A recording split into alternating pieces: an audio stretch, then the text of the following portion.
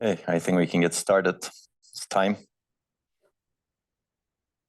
So today we're going to continue on-chip, interconnect design, and especially focus on on-chip networks, and especially focus on router design for on-chip networks. But some of the general principles that we'll cover are broadly applicable to router designs, especially fast and energy-efficient router designs that you may encounter in off-chip interconnects as well.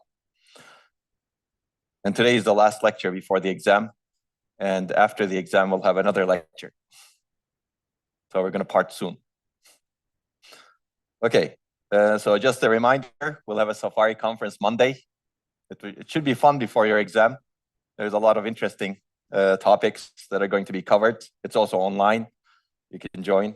You can see that these are past Safari PhD students and postdocs who are at different places in their careers right now.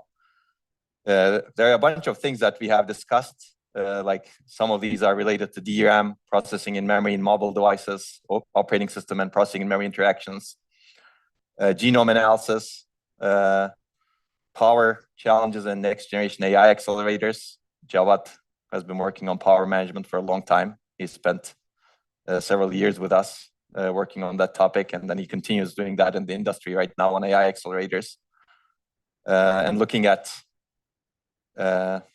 more memory-centric architectures for AI. So you can see a lot of topics over here, which should be interesting, in my opinion, for people who are interested in computer architecture and a little bit more detail in terms of research and what goes on in industry.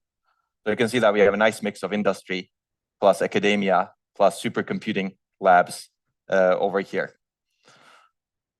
Sounds good? Okay, if you're interested, you're welcome to attend online or in person. In person may be good if you want to interact with people in person. Okay, now let's get back to the topic of the lecture. We were covering interconnection networks, and we actually covered essentially all of these important topics: topology, routing, buffering, and flow control. At the very end, we were looking at buffered flow control. Just to remind you, this is what we did. We looked at buffered flow control, which is actually the state of the art for a long time on how to design networks. People actually assume buffering, even though the idea of bufferless routing or hot potato routing has been around for 60 years. People assume that we should use buffers. This was kind of a tacit assumption in much of the research. We're going to break that later on. And we talked about issues like head line blocking and how to solve that using virtual channels. I'm going to skip this because we covered that. And we discussed some of the complexities of buffered flow control. I just want to use this because I'm going to motivate bufferless flow control later on. And we discussed that if you have buffers, it's not just you have buffers, you also need to manage them. You need to allocate them, you need to deallocate them. You need to make sure you have enough buffers before you send something to the router that may or may not have buffers. So we discussed, for example, how to communicate buffer availability using different approaches. You can go back to the previous lecture for these basics. Okay, before we go into a little bit more depth into router design, let's talk about interconnection network performance. In the end, performance is all about your application performance, right? You have an application you want to run, and that really should determine your performance. But there's also, that's a more application-centric or system-centric view, and that's how we should really do performance analysis, in my opinion, because in the end, that's what I care about.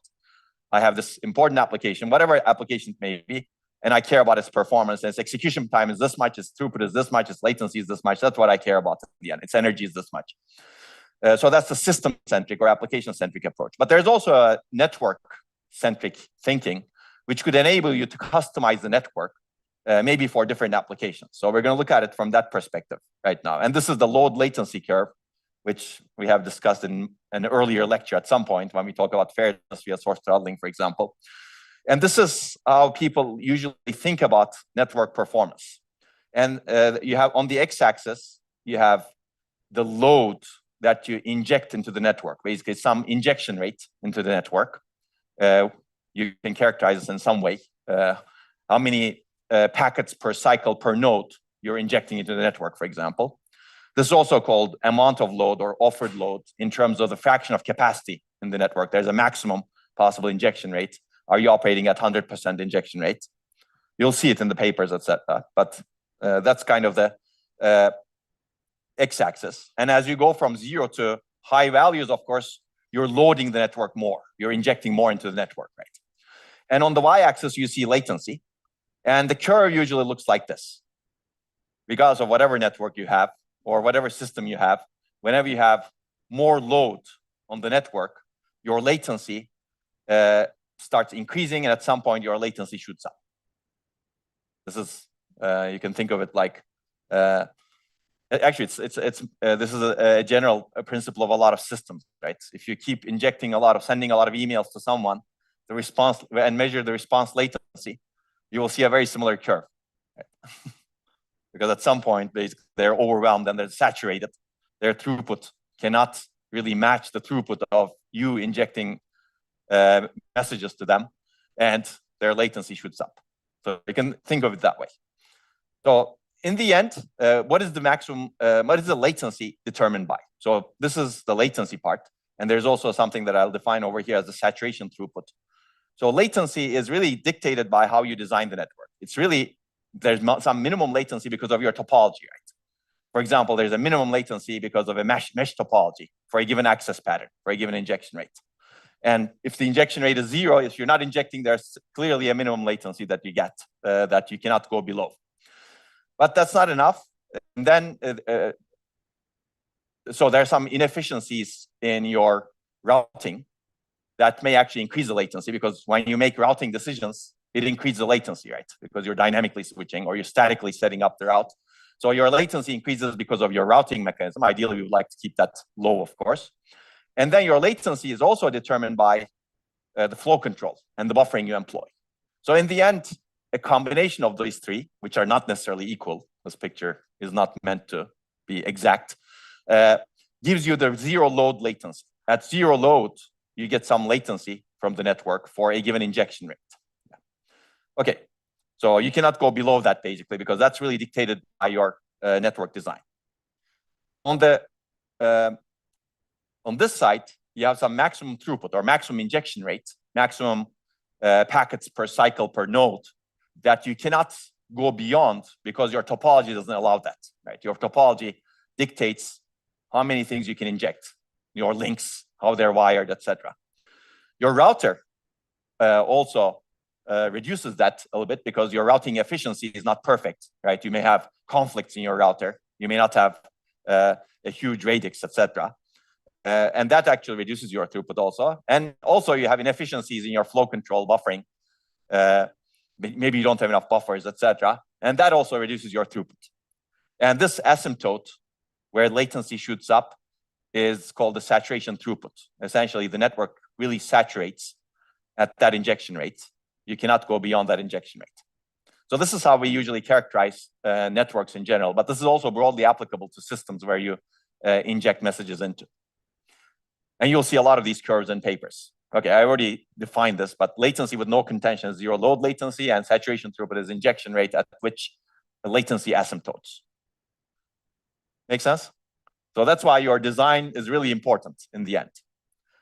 So ideal latency is solely due to a wire delay between source and destination. I will not go through this in detail, but essentially there's some distance between 2 points measured along axes at right angles, and then some propagation velocity that you have for the message, and you divide them and add to them the packet size and the channel bandwidth. That's your ideal latency. Ideal means it's non-contended latency, essentially. But if you have, well, ideal meaning you have direct connections also. Also, you don't have contention. But if you don't have direct contentions, you have long wires segmented into with different routers. Your latency increases by this amount. There's actually a router latency, and there's a number of hops that you need to travel, and there's also latency due to contention, which could be variable, right? So essentially, it's good to think about these latency equations also. Actual latency is very different from ideal latency because of what you have in your routing plus the contention. Okay, so this is the load latency curve. So ideally, your latency should always be constant, but we never get that right because we're not. It's not a system that's that is essentially we don't have an ideal system. But if you have non-idealities, your latency load latency curve should look like this. And if you get curves that don't look like this, you should immediately question them. What is going on, basically? These are some real curves. This is from a paper that we wrote about 16 years ago. I like this paper. We're going to talk about that later on. And the idea of this paper was to actually design topologies where you have express links between different nodes so that you can actually communicate faster across some nodes. Essentially to reduce the diameter of the network so that you can communicate between nodes much faster. And the idea, this is not a new idea, of course. Other people have done this before. But the idea in this case was to actually do a multi-drop bus, multi-drop express channel such that you can do these express links relatively cheaply.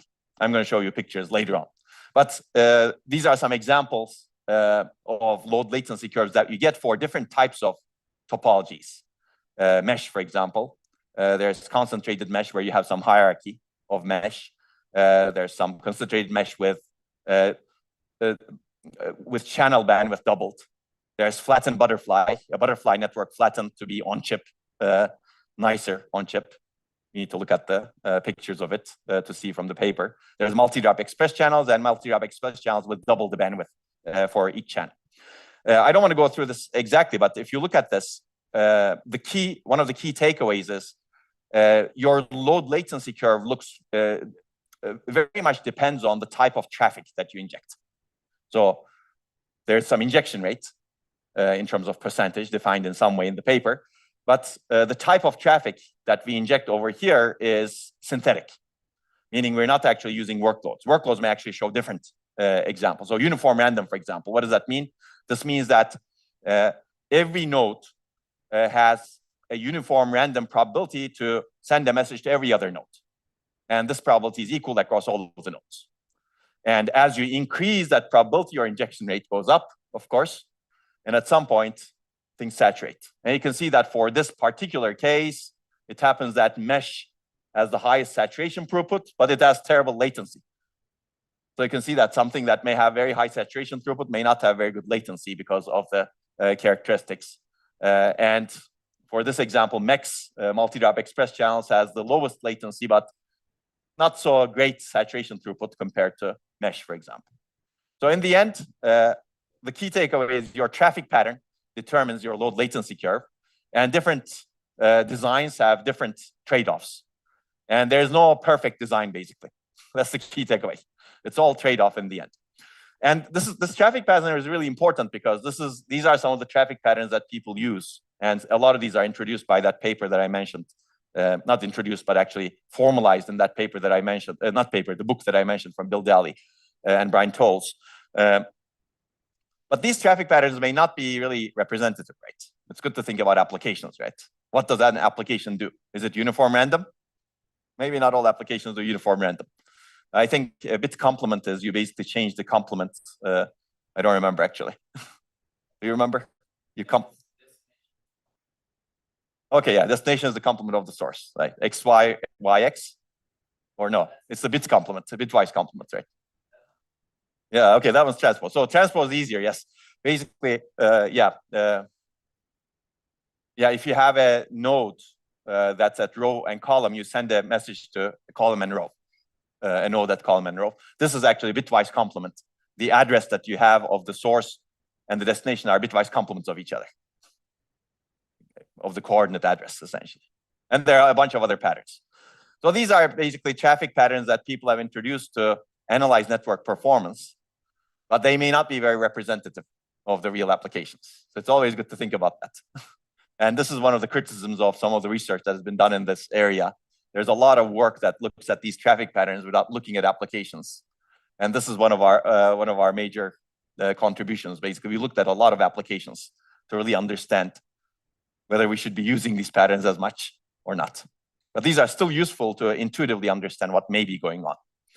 That's also always true in simulation and benchmarking, right? Sometimes a workload can be very complex. When you design a simulator, or when you try to understand the behavior of a piece of hardware, if you run the full workload, you may not be able to make sense out of it because the workload is very complex. But if you run micro benchmarks or synthetic workloads that look like this, you can make better sense. And this way you can actually say, oh, maybe there's some issue in my design, right? So the benefit of doing this sort of synthetic or micro benchmarking is actually to give you insight as to, or to more easily understand whether the decisions you're making are good or not. And then, of course, this is not enough. You really need to run the full workload to understand whether your workload benefits from your decisions. So there are benefits to both in the end. But things should not stop here, I would say. Okay, so these are some of the topologies that we examined in the prior slide. This is the concentrated mesh. You've seen mesh, for example. This is a mesh with essentially a hierarchy. There's a bus over here that connects four nodes, and then the rest is a mesh. It's hierarchical, and this is flattened butterfly, and this is the multi-drop express channels. You can see that you can go to different nodes relatively fast, or different concentration areas. We're going to get back to that later on. But these are different topologies in the end, and they actually lead to very different performance, as you can see. Okay, and that's the paper. And we're going to maybe cover this if we have time at the end, because there are a lot of interesting issues in network design. One is quality of service, like guaranteed service. If you want to guarantee some level of latency on a network, on a distributed system, how do you actually do that at low cost? At high cost, we don't want in general, but at low cost is very interesting over here. So this is a paper that we wrote that looks at essentially our architectures with like thousands of nodes, and how do you actually design a system with not a lot of cost, but still provide you good service guarantees. Hopefully we'll get back to it. Okay. So the reason I bring this up is quality of service is an important metric, which is not over here, but it's still an important metric. So usually you have packet latency, round trip latency, and you could look at average and maximum. You could look at saturation throughput. These are actually interesting metrics. But in the end, especially today, we're going to talk a lot about application level performance. What is the execution time of an application? Because that's what really matters in terms of when you're designing your network. For example, people are designing these networks for AI accelerators, right? Maybe nobody cares what is the packet latency, right? What really matters is inference latency, perhaps, right, at the application level, or training latency that you have, or the throughput of training that you have, or inference throughput that you have, or energy per inference that you have. So those are the real metrics at the application level or system level. And that's what we should really be concerned about. But these auxiliary metrics at the top may be useful to really understand what may be going on in your design so that you can actually optimize your design and make it better. Okay, any questions? Okay, today we're going to go into a little bit more thinking or rethinking communication networks, because today is actually very interesting times. People have been working on networking for a long time, and there have been ups and downs, clearly, and networking has been very successful. But today, if you look at the new architectures we're designing, new applications and new technologies, they really demand revisiting, rethinking how we handle communication. And communication in the broad sense, right? We've looked at memory a lot. Memory is part of the communication substrate that we have today. How fast you can access memory is actually dictated by how do you design the interconnect to get to the memory. You've seen, for example, DRAM, for example. A lot of the DRAM latency is dominated by the interconnect latency. So we need to rethink the communication networks that go into the main memory, storage, and across different components. So we're going to talk a lot about on-chip versus off-chip today. How do you actually look at on-chip networks? Because some of the constraints are actually pretty bad on-chip, especially energy constraint that you have. Because off-chip, you can power things more easily, whereas on-chip, if you actually have a huge router that's bulky, you're really taking away both space as well as energy from everything else that you may need to do on-chip. But there's a lot of work today that is actually very important also, like processing in memory, processing in storage. If you have in-memory processors next to each bank, for example, or in-memory processing using memory engines, how do you communicate between different parts of a DRAM chip, or different parts, different DRAM chips, for example?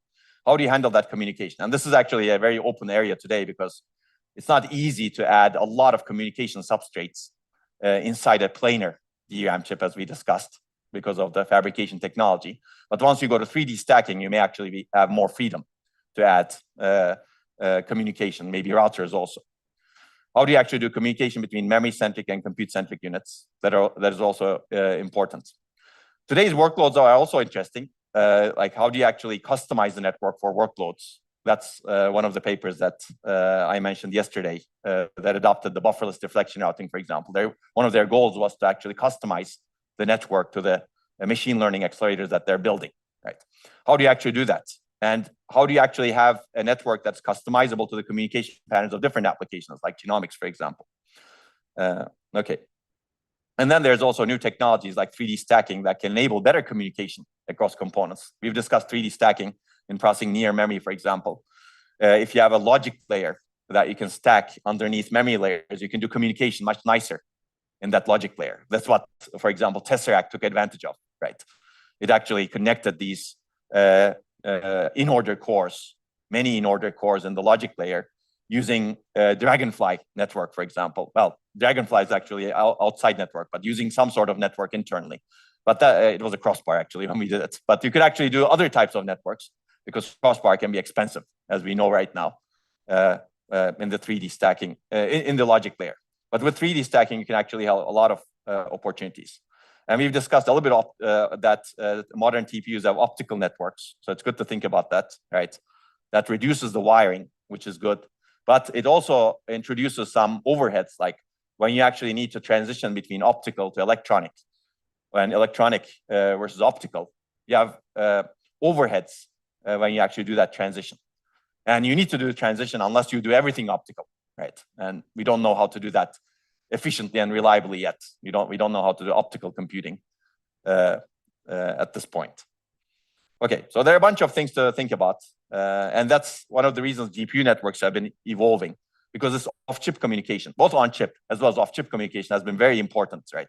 Because you have large-scale applications and a single GPU is not able to cater for them. So you need to actually have very good links across GPUs or TPUs, whatever. You pick your favorite accelerator type, so that you can actually communicate with the outside world. And I've shown you some of these pictures yesterday, which I'm not going to do again. But the idea is basically a lot of these networks need to be revisited for the applications that we're targeting. So if you think about it, because things have been very compute-centric, and that's kind of the theme of this course, right? We've been very, very compute-centric in the design of systems, processor-centric. We have been very quick to customize the processor, right, to the application. We have a lot of different types of accelerators today, video accelerators, AI accelerators, etc. We have not been as quick to customize the other parts of the system, like memory today is not very customized, right, to the application. Or network is not very customized to the application. These are still very general purpose. But over time, these will become also more customized to the application. And it's good to think about how to do that. And I think the good news is, we were discussing with some of my students yesterday, the DRAM prices are increasing, right? A lot. In my opinion, this is good news because this can enable new things to be done in DRAM, because DRAM has been in a place where the prices has been very low, and the expectation was prices are always low. If you change that expectation, you can open up some other business models where you can do other things inside the DRAM.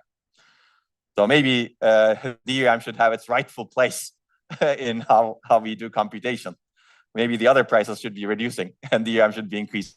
That's a joke, of course, but it's also good to think about that. This also shows the importance of memory and also some of the issues in supply chain, of course. Okay, yeah. So we discussed this yesterday, so I'm going to skip that.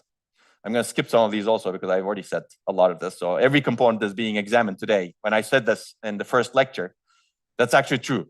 That's also true for the networks today. Okay, now let's do a deeper dive into on-chip networks. This is an area that's been very interesting for maybe 20 years or so, maybe a little bit more.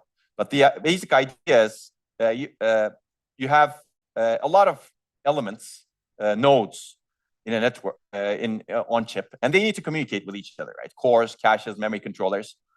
And people, as we have discussed yesterday, we have quickly figured out that buses and crossbars are not scalable. So how do we actually design an on-chip network? As we discussed yesterday, I believe hierarchical rings are actually quite interesting. But that's not what people thought about initially when they actually came up with the network. They thought about mesh, because mesh is kind of very nice and regular, right? And usually people have considered packet-switched two-dimensional mesh with XY routing. You know that by now, which is dimension order routing for good reason, so that you can prevent deadlock. And usually they're heavily buffered using virtual channels. And there's some arbitration in terms of who wins when you have a conflict. Like usually it's FIFO or round robin. We're going to try to deconstruct that later on, make it more application aware in terms of the scheduling policy. And these on-chip networks actually primarily serve cache misses and memory requests from different processing elements, which could be accelerators or cores, right? So the question is, how do you design this thing? And this has been the common design point: a virtual channel buffered router with a lot of buffers and a 5x5 crossbar mesh and a lot of control logic. I actually didn't go into a lot of the complexity of the router design with buffered routers, but because there's a pipeline, there's actually a pipeline of how you actually schedule requests into the switch over here. So you cannot do that in one cycle. If you want to operate at high frequency, because these things are operating at high frequency, you cannot normally do everything in one cycle. What you need to do is pipeline the router. Now, once you pipeline the router, it turns out you need to make some speculative decisions because you don't know what will happen in the later pipeline stage. You don't know whether you will win the arbitration or not. So a lot of the on-chip routers that are buffered have some sort of speculation, which is very similar to how we design speculation, because we don't know what will happen to the branch. So we need to fetch speculatively. It's very similar in that sense. You don't know what will happen downstream, so you assume something. And if what you assumed is wrong, meaning that you tried to schedule this packet, but someone else won the arbitration later on, you need to make sure you don't do the wrong thing. So the pipelined router is actually quite complicated. You need to basically make sure that you restart the same request and you don't actually do the wrong thing. So these routers are actually quite complicated because of that pipelining. And that's one of the reasons why we're going to look at some things that are much more simpler and much more energy efficient, as we will see. Okay, these are some of the networks that were built in 2000s, early 2000s. And you've seen this, like two-dimensional mesh. And this is actually a lot of buffering also in the network. Okay, so let's take a look at on-chip versus off-chip a little bit more in a first principles perspective. So what are the differences when you have something that's on-chip versus off-chip from the perspective of interconnects? On-chip, clearly you have some low latency, right? Latencies are not as big. The good thing on-chip is you don't have any pin constraints, right? If you design a router, it's not pin constrained because it's inside the chip, right? You have a lot of wiring resources. So you can actually add a lot of wires. This is assuming a processor chip. If you do a memory chip, this may not be correct unless you have 3D stacking. So it's good to revisit some of these things from a memory processing in memory perspective also. So as a result, you have very high bandwidth on chip. And you can also do simpler global coordination because you can put wiring in a lot of places. I said simpler, I didn't say simple, right? Meaning if you want to coordinate across 60 cores, it's a bit easier, right? Whereas all of these cores are off chip, then it's a bit harder because now you have to have a lot of wiring and you don't have that sort of wiring resources easily available as you have on chip. Okay, on the other hand, on chip has some constraints also. You have a two-dimensional substrate. It limits ease to implement topologies, but there's an opportunity here. What if you had actually three-dimensional stacking, right? If you have three-dimensional stacking, maybe you can actually partition your router and topology across the 3 dimensions, and you can actually implement different things. So there's an opportunity here, in my opinion. There are some works in that area that have looked at router design for three-dimensional topologies. Oh, no, three-dimensional substrates. One of the big disadvantages on chip is energy and power consumption is a key concern. Essentially, if you complicate the router, because you have some thermal design point that you designed the chip for, and you don't want to violate that. Otherwise, your cooling becomes a big problem. Your power delivery becomes a big problem. In the end, you're limited by power and energy. So you don't want to have very complicated routers that has complex algorithms that consume a lot of energy. And our argument was also, you don't want to have routers with large buffers also. So we should actually be designing things from a much more simpler perspective, such that energy is a first-class constraint in the design of everything essentially you do on chip, but also networks. it was actually interesting. So if you look at, for example, some of these works, these are very interesting works, no question about that. But the design decisions that are made in some of these works are interesting because the cores are really, really simple. If you look at Tylera, they're extremely energy efficient.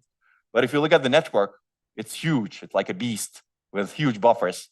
And as a result, network is actually overpowering the cores. Okay, so we're going to try to fix that. And even though you may have actually a lot of wiring resources on chip, in the end, whether you can use those wiring resources depends on how much logic area and how many metal layers you can have. So if you have a very complicated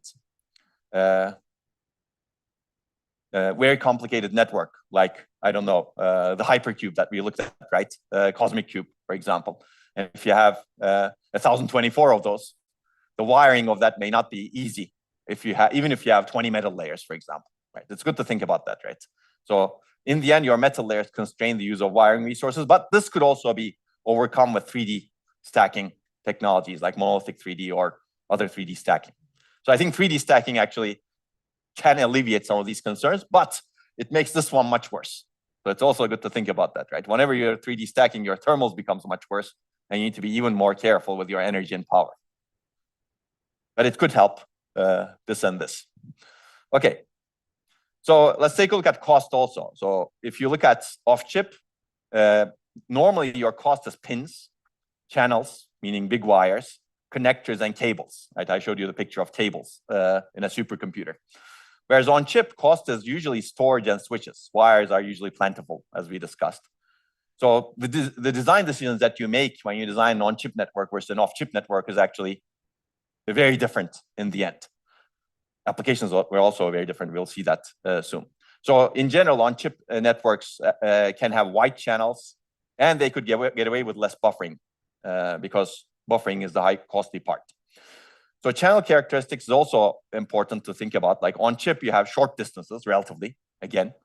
So you have lower latency. And you can actually have repeaters to actually amplify the signal. And you can put logic inside the repeaters also very easily on chip. Whereas if you do off chip, if you want to do logic, then you add more cost potentially, right? Okay, workloads. The question is, what kind of workloads do you execute off chip? This is always a speculative thing, right? If you design a very high network, usually people have considered off chip networks as large scale parallel applications, supercomputing type of networks, which is what these machine learning accelerators are becoming also, right? They're kind of a supercomputing application. And if you look at what we discussed yesterday with Google's TPU or Tesla's Dojo system, these are huge systems with lots of parallelism and lots of connectivity. Whereas on chip, the traffic pattern may be very different, right? It may, even though it may be part of this larger application, inside what you have is really some sort of multi-core and accelerator cache and memory traffic, right? And communication traffic. So it may be a little bit different because it depends also on how you do the partitioning of the application across different chips. So it's good to consider a lot of these. And there are no, this is the hardest part in my opinion, because understanding how your workloads are partitioned is always a speculative thing, as we discussed very early on in our lectures, right? We're computer architects, we're designing systems. We should always be designing systems for workloads and be aware of workloads. But the difficulty is always, today's workloads may not resemble the workloads 2 years down the road, 5 years down the road, 10 years down the road, right? You're designing something and you don't know what will execute there. You're trying to do your best guess as to what may execute there. Okay, so this is these are actually discussed in this seminal paper by Daly and Tolles from DAC 2001. I think I'll let you read it by yourself. So I like this question 3.2. Even though this question was raised actually by this nice paper, not a lot of people took it, but we took it, and we're going to talk about that. Basically, what flow control methods reduce buffer count and hence router overhead? So people actually recognize that routers are quite expensive on chip from the very beginning. And the idea of this paper is actually to have networks, as opposed basically this paper is saying at the high level, we have a lot of interchip networks. Why not have networks on, in a chip also, so that you can have a much more modular and nicer design? Yeah. Yeah, and then how do you design the network? What topologies are best matched to the on-chip network? And what kind of flow control methods are good? Okay, it's good to think about it. It's a short paper. We'll recommend it. Do we have another homework coming up? I guess not. Okay, it's coming up, yeah. But not an extra one after that, so yeah. Okay, if you're interested, you can read it. Maybe we'll have a bonus homework if you want to get extra points, you know. And getting an A in this course is very easy because you can do a lot of these reviews. Anyway, hopefully that's not your goal. Hopefully your goal is to learn and do something big. Okay, so we have actually looked at these on-chip versus off-chip trade-offs in some papers that I'm going to discuss later on. So you can take a look at some of these. But let's start with buffering and flow control, because this is something that has bothered me for a long time when I read these networking papers. And the assumption has always been that you have buffers in the network.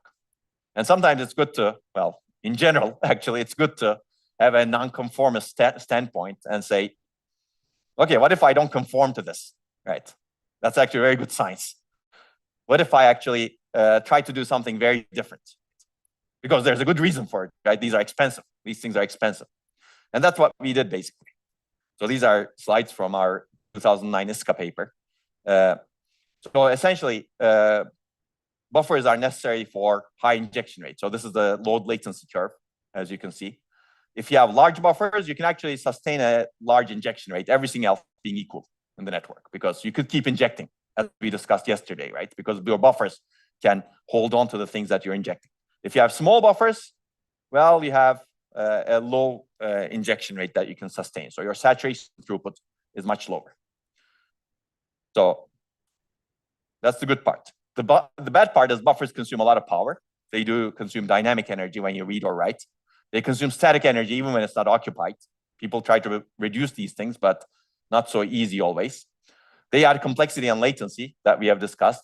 You need logic for buffer management, virtual channel allocation, and credit-based buffer or some sort of flow control. Any flow control method, actually. If you choose credit-based, on or off, ACK and NAC, they all have different trade-offs, but they're all add a lot of complexity in the end. And buffers also require significant chip area. There have been prototypes of different chips, Tylera being one of them. This is another one over here. And people have shown that input buffers in the routers occupy 75% of the total on-chip network area, which is a huge amount. I think the on-chip network area was in total 40% of the chip in that particular case. Okay, so the question we asked was, can we get rid of buffers? So essentially, this is a scientific question, right? If you get rid of buffers, how much throughput do you really lose? Right? So for this, to really evaluate this, you need to evaluate real workloads. And again, what are the workloads becomes a question over here. At what injection rates can you use this bufferless routing? And are there realistic scenarios where applications operate at those injection rates? And can we achieve energy reduction? If so, how much? And can we reduce area and complexity? And we were a bit optimistic in this paper. We're going to see that. So bufferless routing, you've seen actually the idea before. That's not a new idea. It was proposed in the 1960s. It was actually investigated to be put on the internet. And because buffering is not as bad on off-chip networks, people did not put bufferless routing, although they could actually add bufferless routers in the internet. It's not that bad to add some bufferless router and still work with the type of protocols that we have. And the idea is, if you don't have a productive direction available, send the packet to a route that it doesn't want to go to. Basically, deflect the packets. It's called hot potato route. And I've already seen you giving examples. If you have buffers, you buffer one packet and let the other one take the productive output port. If you don't have buffers, then one of them gets deflected. So you use the links as buffers. Okay, so hopefully we're going to get rid of these buffers and we're going to simplify the logic a lot. So here we were a bit optimistic, but we're going to correct that later on in later work. Okay, so how do you actually do this? You need to change the arbitration policy. Essentially, we have a ranking that's created our all incoming flits.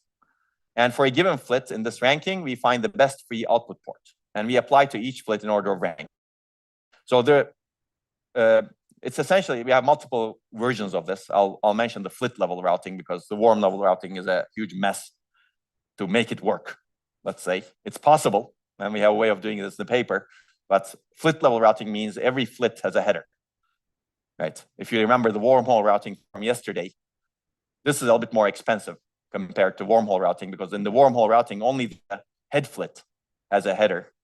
The body and the tail flits follow the header. But if you actually have something like that, and if you do deflection-based routing, bufferless, a worm may get interrupted in the middle, and then you have a problem. Right? So there are actually very interesting issues over here that we're going to avoid in this lecture, but it's in the paper. So we actually do, each flit is routed independently in this particular case. So we don't have worms in this particular case. And we do oldest first arbitration for a good reason, to avoid dead live lock, essentially.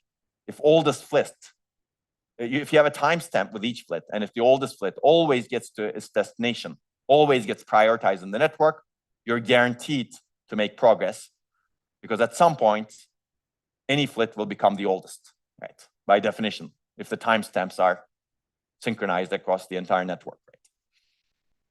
Okay, so we basically do oldest flit first, and the flit that's oldest is assigned the productive port, and that should be possible because that's the highest priority flit. Otherwise, you assign to a non-productive port. So the good news about this sort of deflection routing is it can be applied to most topologies, not all. Your number of output ports need to be greater than equal to your number of input ports at every router. I don't know why this is not showing up, but that should be greater than equal to. I don't know what happened. And every router should be reachable from every other router. Otherwise, yeah, deflection may not work. So the flow control that we have is completely local. Whenever a node wants to inject a flit into the network, it injects whenever the input port is free. So there needs to be some sensing to enable that. So there's no deadlock. Every flit is always moving. There's no circular dependency you can construct because nobody holds on to any resource, any buffer over here. That's nice. But there is live lock. But we avoid that with oldest first ranking. The oldest first ranking is going to come and bite us soon, because it's not easy to implement, as we will see. We kind of underestimated how easy to implement it is in our original work. But it's okay. I mean, sometimes you need to, if you really want to move the needle, you need to make some assumptions. And some of those assumptions you may need to correct in the end, right? For example, the Radar paper that we discussed, right? The assumption was that you could actually profile those retention times accurately. And later we said that, okay, maybe that's not that easy. So that opened up a huge sequence of work where you try to figure out how to do the retention times. So in research, sometimes you need to make assumptions to open up some space. And then you actually try to see if those assumptions are correct or not. This is actually a very good practice in research, in my opinion, because if you don't make those assumptions, you'll never be able to get to that point. Okay. So you'll see. So these are the advantages and disadvantages of the way we propose. We called it blessed bufferless. Essentially, there are no buffers, purely local flow control, hopefully a lot more simpler design. No deadlocks, live locks. You have adaptivity, as we discussed. Packets are deflected around congested areas. So if you have contention, by definition, you're deflecting the packet. And hopefully you're deflecting it towards some place that doesn't have a lot of congestion. Of course, if your entire network is congested, you have a problem. And that's going to be increased latency and reduced bandwidth. So hopefully we can reduce router latency and we get area savings because there are no buffers. Right? The disadvantage is, of course, now you have increased latency, right? Because you're not buffering. A flit is deflected. It's not, you're not doing the minimal route. So you have non-minimal adaptive routing. As a result, your latency increases compared to XY routing, for example, right? Because if you buffered, the flit can go the next cycle, right? If you don't buffer, the flit needs to take the longer route. And also you get reduced bandwidth because you don't have buffers. Your injection rate, by definition, the sustained injection rate or the maximum injection rate that you can sustain, by definition, goes lower. One of the issues with this sort of network is increased buffering at the receiver. Because what we're doing is, we're not doing wormhole routing. We're routing each flit separately. So the receiver needs to be able to keep enough buffering so that the entire packet is buffered, and you get to receive the entire packet. And these flits may arrive in completely different order. Whereas one of the advantages of wormhole routing is every flit in a packet arrives in order. The first flit comes first, the next one comes next, the second one, and then the tail comes the last, right? So you have enough buffering. And here your buffering actually increases. And we're going to see this in a little bit more detail. The other disadvantage is because we're not doing wormhole routing, you have header information at each flit. So you need to actually transmit that. This reduces your bandwidth, or you have extra wires to transmit this header information. All this first arbitration is complex. We actually recognized that and said that, but we didn't realize how complex it was, let's say. And quality of service becomes difficult because how do you actually now ensure quality of service for different applications when flits are being deflected, right? It's possible to do, but at least it requires more research. Okay. So we did reduce the router latency, but I'm not going to talk about that. So, okay, so we looked at these uniform random trap. Yes, please. Yeah.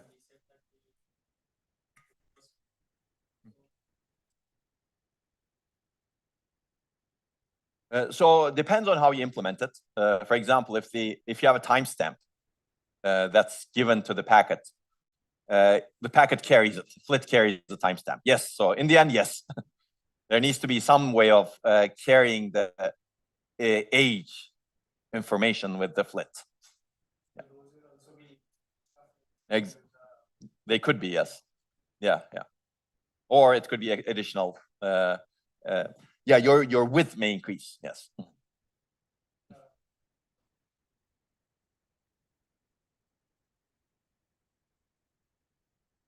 Yeah, basically you need to reorder them. You need to have enough buffering to wait for all of the flits, and then basically collect them together, and then form the full packet and submit it to the destination.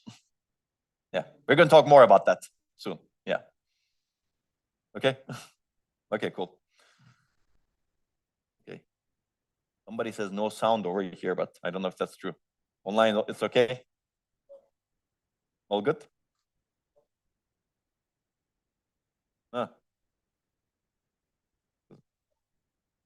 Is it good now? Or okay, let me know. I guess if it breaks, I don't know why. Oh, okay. Okay, just let me know if we need to change anything. Okay, so the bad news basically, as expected, you get significantly lower saturation throughput compared to the buffered baseline. If you look at the injection rates with uniform random traffic and some other traffic. So the bliss is somewhere here, best baseline. This is some sort of minimal adaptive routing using a lot of buffers. Is almost double, right, in terms of the saturation throughput. So this doesn't sound good. But in more realistic workloads, we don't see that difference.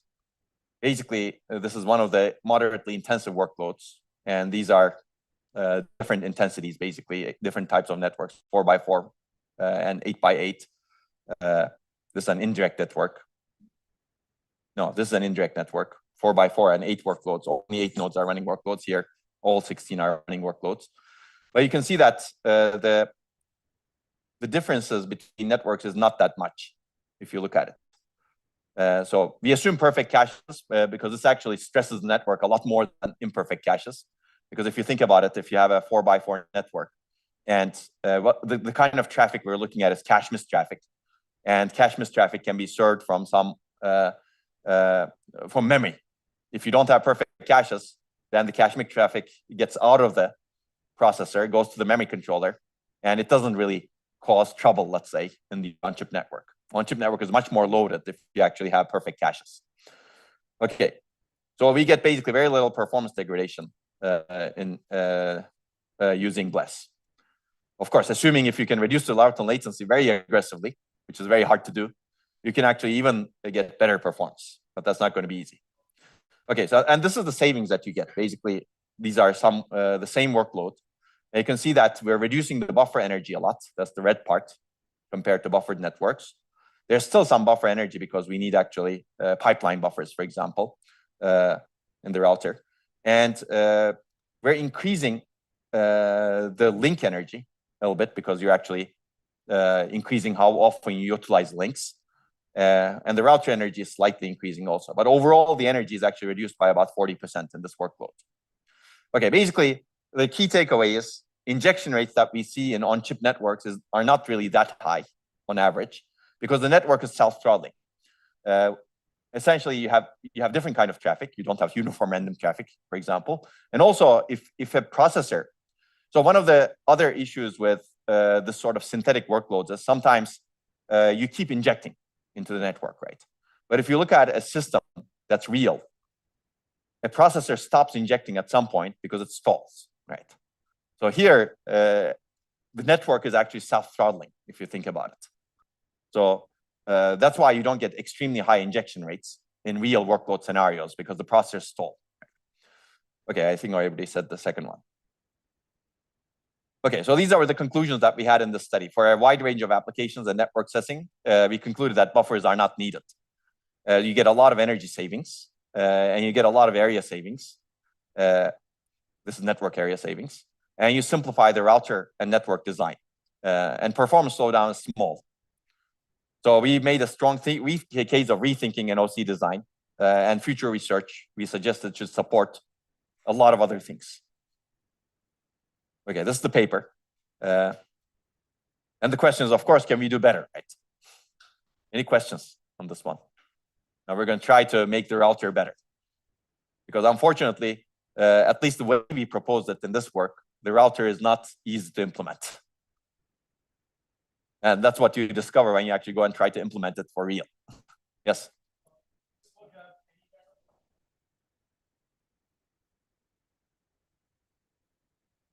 Mm-hmm. Yes. Yeah, that's true. We've looked at different policies. I think we did some random in the end. But the paper has some various policies that it explored. I think it maybe showed that it doesn't matter as much, but we're going to fix that problem. You're absolutely right. That how you actually do the arbitration can reduce the deflection rate. And we're going to do that in the next few works. Okay. So, okay, yes.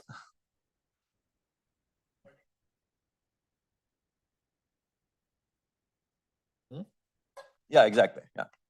But hopefully it won't do forever, right? Because we have live lock freedom with oldest first ranking. Yeah.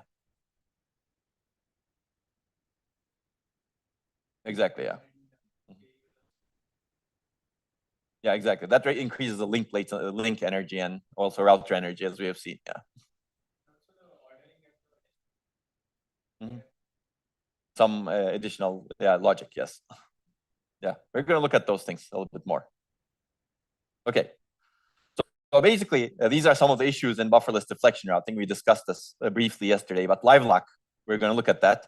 And this live lock issue actually causes complexity in the router, because you need to handle it in the router, like oldest first. Right?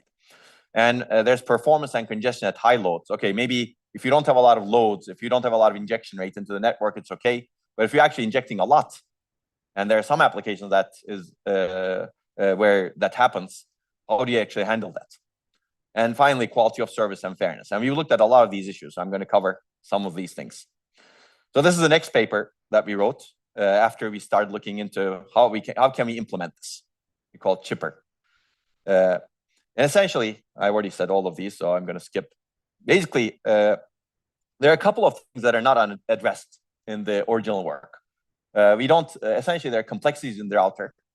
This oldest first arbitration leads to long critical path. And there's also need for large reassembly buffers. So our goal was to actually make this idea practical by simplifying the router as much as possible. So essentially, what do you need in a bufferless router? Fundamentally, you need to provide live lock freedom. A packet should not be deflected forever. And you need to reassemble packets upon arrival. Essentially, packet is one or more flits, and they may arrive at very different points in time, and you need to have enough buffering for that reassembly. Okay, this is we're going to try to solve those. Yes.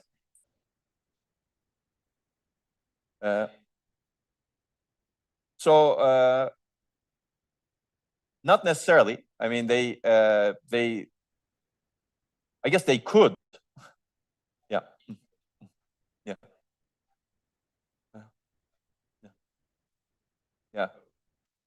I mean, that's true, but the flits may still arrive at different times, right? Even though, yeah, yeah. Yeah. Oh, yeah. So that part is there, yes. So you definitely have ordering information, yeah, about the packet. I'm flit 0 in the packet, for example. I'm flit 1. Yeah, but you don't necessarily have to have the ordering information inside the timestamp. Yeah, it could be, yeah, I guess, yeah. But I mean, there could be other flits that are injected at the same time, right, in some other node. So you need to still have this ordering, local ordering information for the same packet, right? Yeah. Okay. So this is a high-level view of a bufferless router. Essentially, you have this is the node. You can inject something, and this is the deflection routing logic. You have north, south, east, west, and you have a crossbar, and you can eject. And once you eject, you put something into a reassembly buffer. So essentially, deflection routing logic needs to provide live-like freedom, and reassembly buffers enable packet reassembly at the end. So we're going to try to solve both problems. So how do you provide live-like freedom? You do age-based sorting, essentially. That's the oldest first. And then you assign in age order to output ports. And this turns out, we did a lot of studies with RTL, and we found out that this leads to a 43% longer critical path than a buffered router. And we'll see why that is the case. And the second issue is you must reassemble packets upon arrival. And the reassembly buffers must be sized for the worst case. And if you think about the worst case, which we will see later, it's about 4 kilobytes per node. Essentially, everyone sends to the same destination, right? That's the worst case. It doesn't sound very big, but this is additional cost that you're adding. Okay. So how do we do live-like freedom in previous work, which we've already discussed, right? What stops a flit from deflecting forever? Essentially, you timestamp all flits, and all the flits are assigned their desired ports. And the key is really not that timestamp, but timestamp allows you to have a total among the flits, meaning there's some total ordering that you have among the flits that enables every router to obey that total ordering. And as a result of the fact that they respect that total ordering, you ensure that the oldest flit, which is the red one, is guaranteed to reach its destination, right? And once it reaches destination, the next oldest flit is guaranteed to reach its destination. And once that reaches destination, the next one is guaranteed to reach its destination. Okay. So basically, you get guaranteed progress. And the lowest priority comes to the new traffic that's injected. So we wanted to identify the cost of this, essentially. So let's take a look at how do we actually do this. So if you want to sort flits by age, one way of doing it is using a sorting network. And sorting network is nothing but a sequence of, it's essentially a multi-stage network that you've seen earlier, a sequence of 2x2 crossbars. That's the beauty of networking, right? If you look at a bigger router, if you look at the network, it's a bunch of routers. If you look at the router, it's a network of smaller routers. So that's what we have over here. So this is actually the sorting network that we have. We have 3 comparative stages for 4 flits. We have 4 flits, assume you have 4. And assume you have, this is the order. These are the ages. And what happens is we want to sort these such that 1 is at the top, 2 is next, 3 is next, and 4 is next. So what this sorting network does is it compares 4 to 1. Since 1 is lower, it swaps things. Okay, compares 2 to 3, and there's some swapping that happens. Okay, so you can do this basically. Okay, in the end, this is what you get for your sorting network. So that's the sorting part. So it takes some number of cycles to do the sorting. Well, not number of cycles, number of nanoseconds, right? And then you're not done at that point, right? This is just to identify which one is higher priority, right? You have some ages, and you identify it by sorting. So the highest priority is the yellow flits. The next one is highest priority, next one. Now you need to allocate ports for them. Flits are assigned to output ports in priority order. Now, this is a sequential process. Your port assignment of younger flits depend on that of older flits. So you have a sequential dependence on the port allocated. Now, technically, you can make this parallel, but you need to add a lot of hardware to make it parallel. Because once you make it parallel, you need to speculate. If you know about adders, for example, there's a ripple carry adder, which is very sequential. But then there's a carry lookup adder, which speculates, kind of, and generates the carries earlier. And then there are other adders that actually speculate even more. But the carry lookup adder is much more expensive than a ripple carry adder. Okay. So basically, if you want to do it at low cost, low hardware cost, what you need to do is for the first flit, it wants to go to the east port, and you grant it because nobody else allocated anything. This is the highest priority, so it doesn't get deflected. Now north, south, west is available. For the second flit, it also wants east, it turns out, so it gets deflected. So you assign the north port for it based on some random choice, but you could have done better perhaps. And then south and west are available, and this happens to want to go to south, so it doesn't get deflected, so that's good. And finally, the lowest priority flit is considered. West is the only port that's available, and it also wants to go to south, so it gets deflected. So you get two deflections, but you can see that this is a sequential process now. So we had a priority sorting mechanism to sort the flits based on their age, and then we have a sequential port allocation mechanism to do this port allocation such that the highest priority flit is allocated first and everybody's allocated based on their priority. And it turns out if you try to design this, it leads to a long critical path and a buffered router. So the question we asked was, can we actually get rid of this complexity? Is there a cheaper way to route while guaranteeing live lock freedom? And we basically went back to first principles, right? Is oldest first really necessary? Right? This was also a common misconception. Not just our misconception, actually, but by misconception by many people, that oldest first was necessary for live lock freedom. But we kind of challenged that. And the question is, what is really necessary for live lock freedom? So oldest first enables a total order. And total order is clearly expensive. Do we really need that total order? And it turns out you don't need that total order. It's basically, you can get away with a partial order of flits. And that's the idea over here. And that partial order can be really coarse-grained partial order. Meaning, pick one flit, whatever you want, actually. It doesn't matter if it's the oldest or youngest. Prioritize it until it arrives at its destination, right? And everything else, you don't really care. Well, we'll care for performance, not for correctness later on. For correctness, for live lock freedom, you don't really care how they're ordered.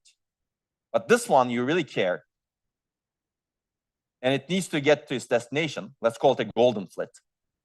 And once it gets to its destination, pick another flit as a golden one and make sure that it gets to its destination.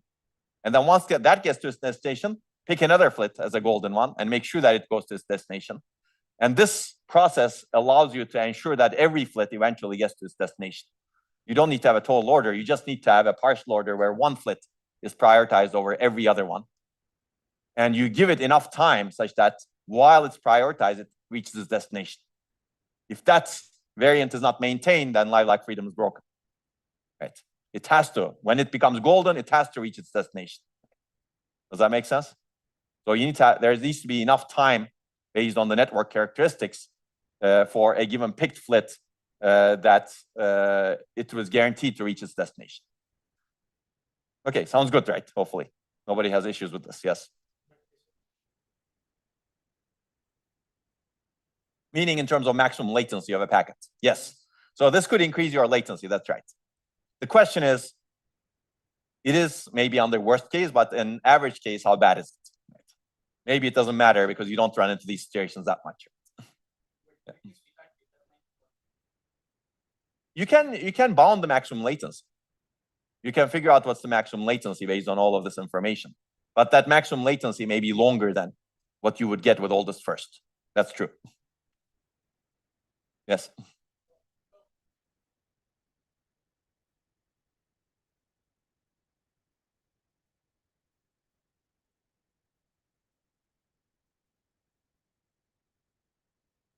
Yeah.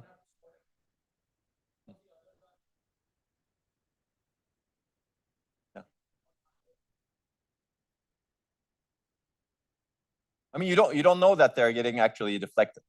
It depends on the port availability. That's why you need to sort. Yeah. So everyone may actually get this destination that it wants. Okay. So basically, you ensure that any flit is eventually picked. So the question is, how do you actually do this? And in this paper, we propose one method. It's a static schedule, actually. So there could be, we select the golden packet so that a given packet stays golden long enough to ensure arrival. We discussed this. Basically, this is maximum no contention latency. Because if a packet is golden, it will have no contention, right? It'll be prioritized across the network. So you need to actually bound that. And the selection rotates through all possible packet IDs. Now, what does this mean? Essentially, whenever you inject something into the network, it has an ID, right? You allocate some buffer for it, right? And every injector or every network interface, every node has some number of IDs that it can inject. And every one of those IDs should become the golden flit at any point in time, regardless of whether or not it has a packet inside that buffer. Hopefully that makes sense, right? The goal is to make sure that every potential flit that's injected into a network at some point becomes golden. And that's what we're trying to do. So you have essentially source, destination, and request ID. What we do is, for example, at cycle 0, the source's request 0 is golden. That request 0 may or may not have a packet in the network. That may not be utilized, basically, because we have a static rotation, right?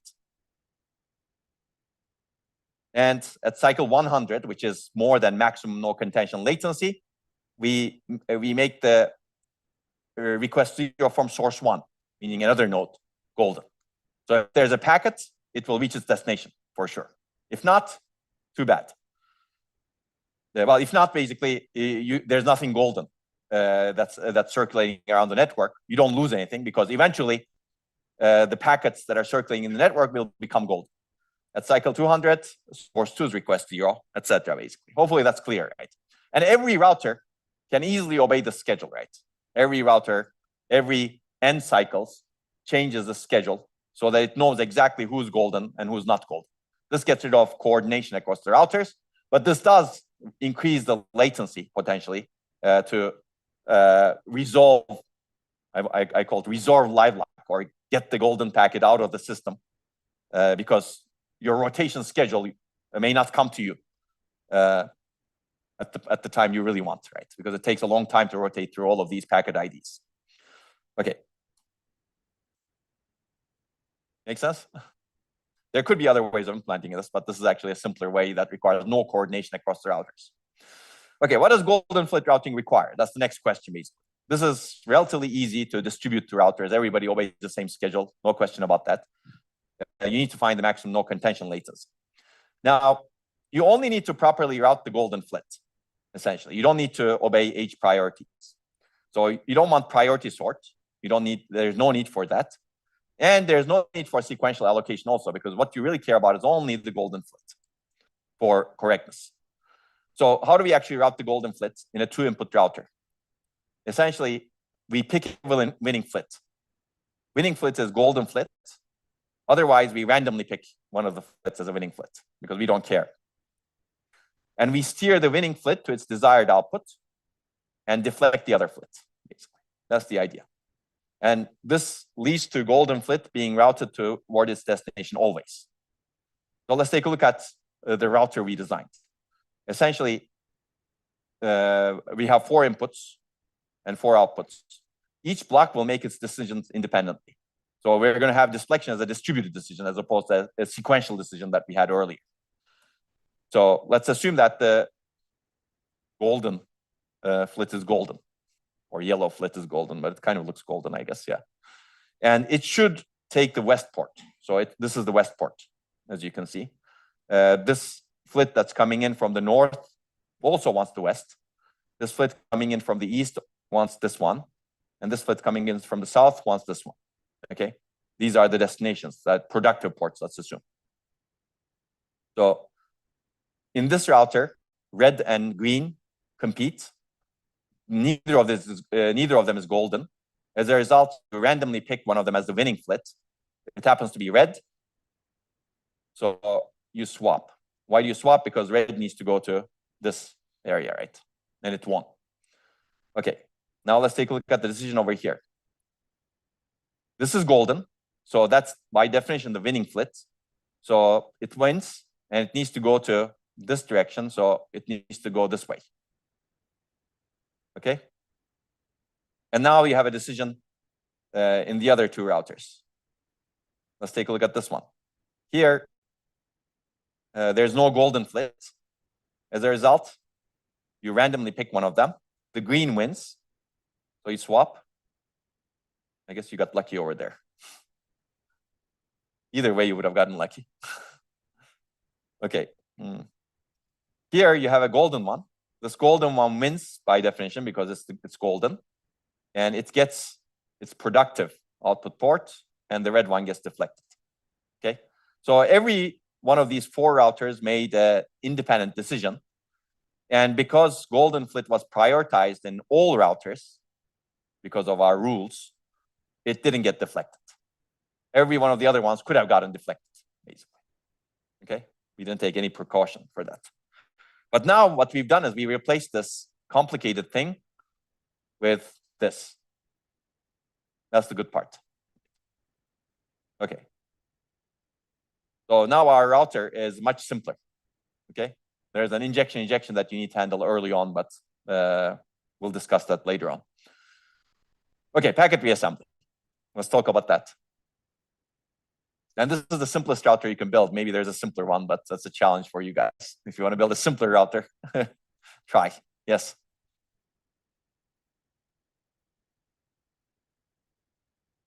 Well, by our static rotation schedule, it will become golden at some point, right? Meaning the static rotation schedule eventually will say this request ID from this source is golden at this point for the next 100 cycles. And that static rotation schedule visits every single source and request ID. Okay? Okay, so let's talk about the other problem, which is the reassembly buffers. This is also an interesting problem, actually. It turns out reassembly buffers are large because of the worst case. In the worst case, every node sends a packet to one single receiver. So this is the case, basically. So essentially, you need ON space in every receiver, because this could happen to any receiver, right, potentially. Okay, so the question is, why can't we make reassembly buffers smaller? Because this actually leads to a protocol level deadlock. So when you're designing networks, you need to be very careful. Even in bufferless networks, you can get, maybe you don't get deadlocks because of turns, but you get deadlocks at the protocol level, at the higher level. And I'll show you one example of that protocol level deadlock. So let's assume that you have many senders, and there's some network, and there's one receiver over here. And it has limited reassembly buffers, only 2. And let's assume that each packet is 2 flits. So sender is sending things into the network. Reassembly buffer is allocated for the green packet. It's waiting for the other green, right?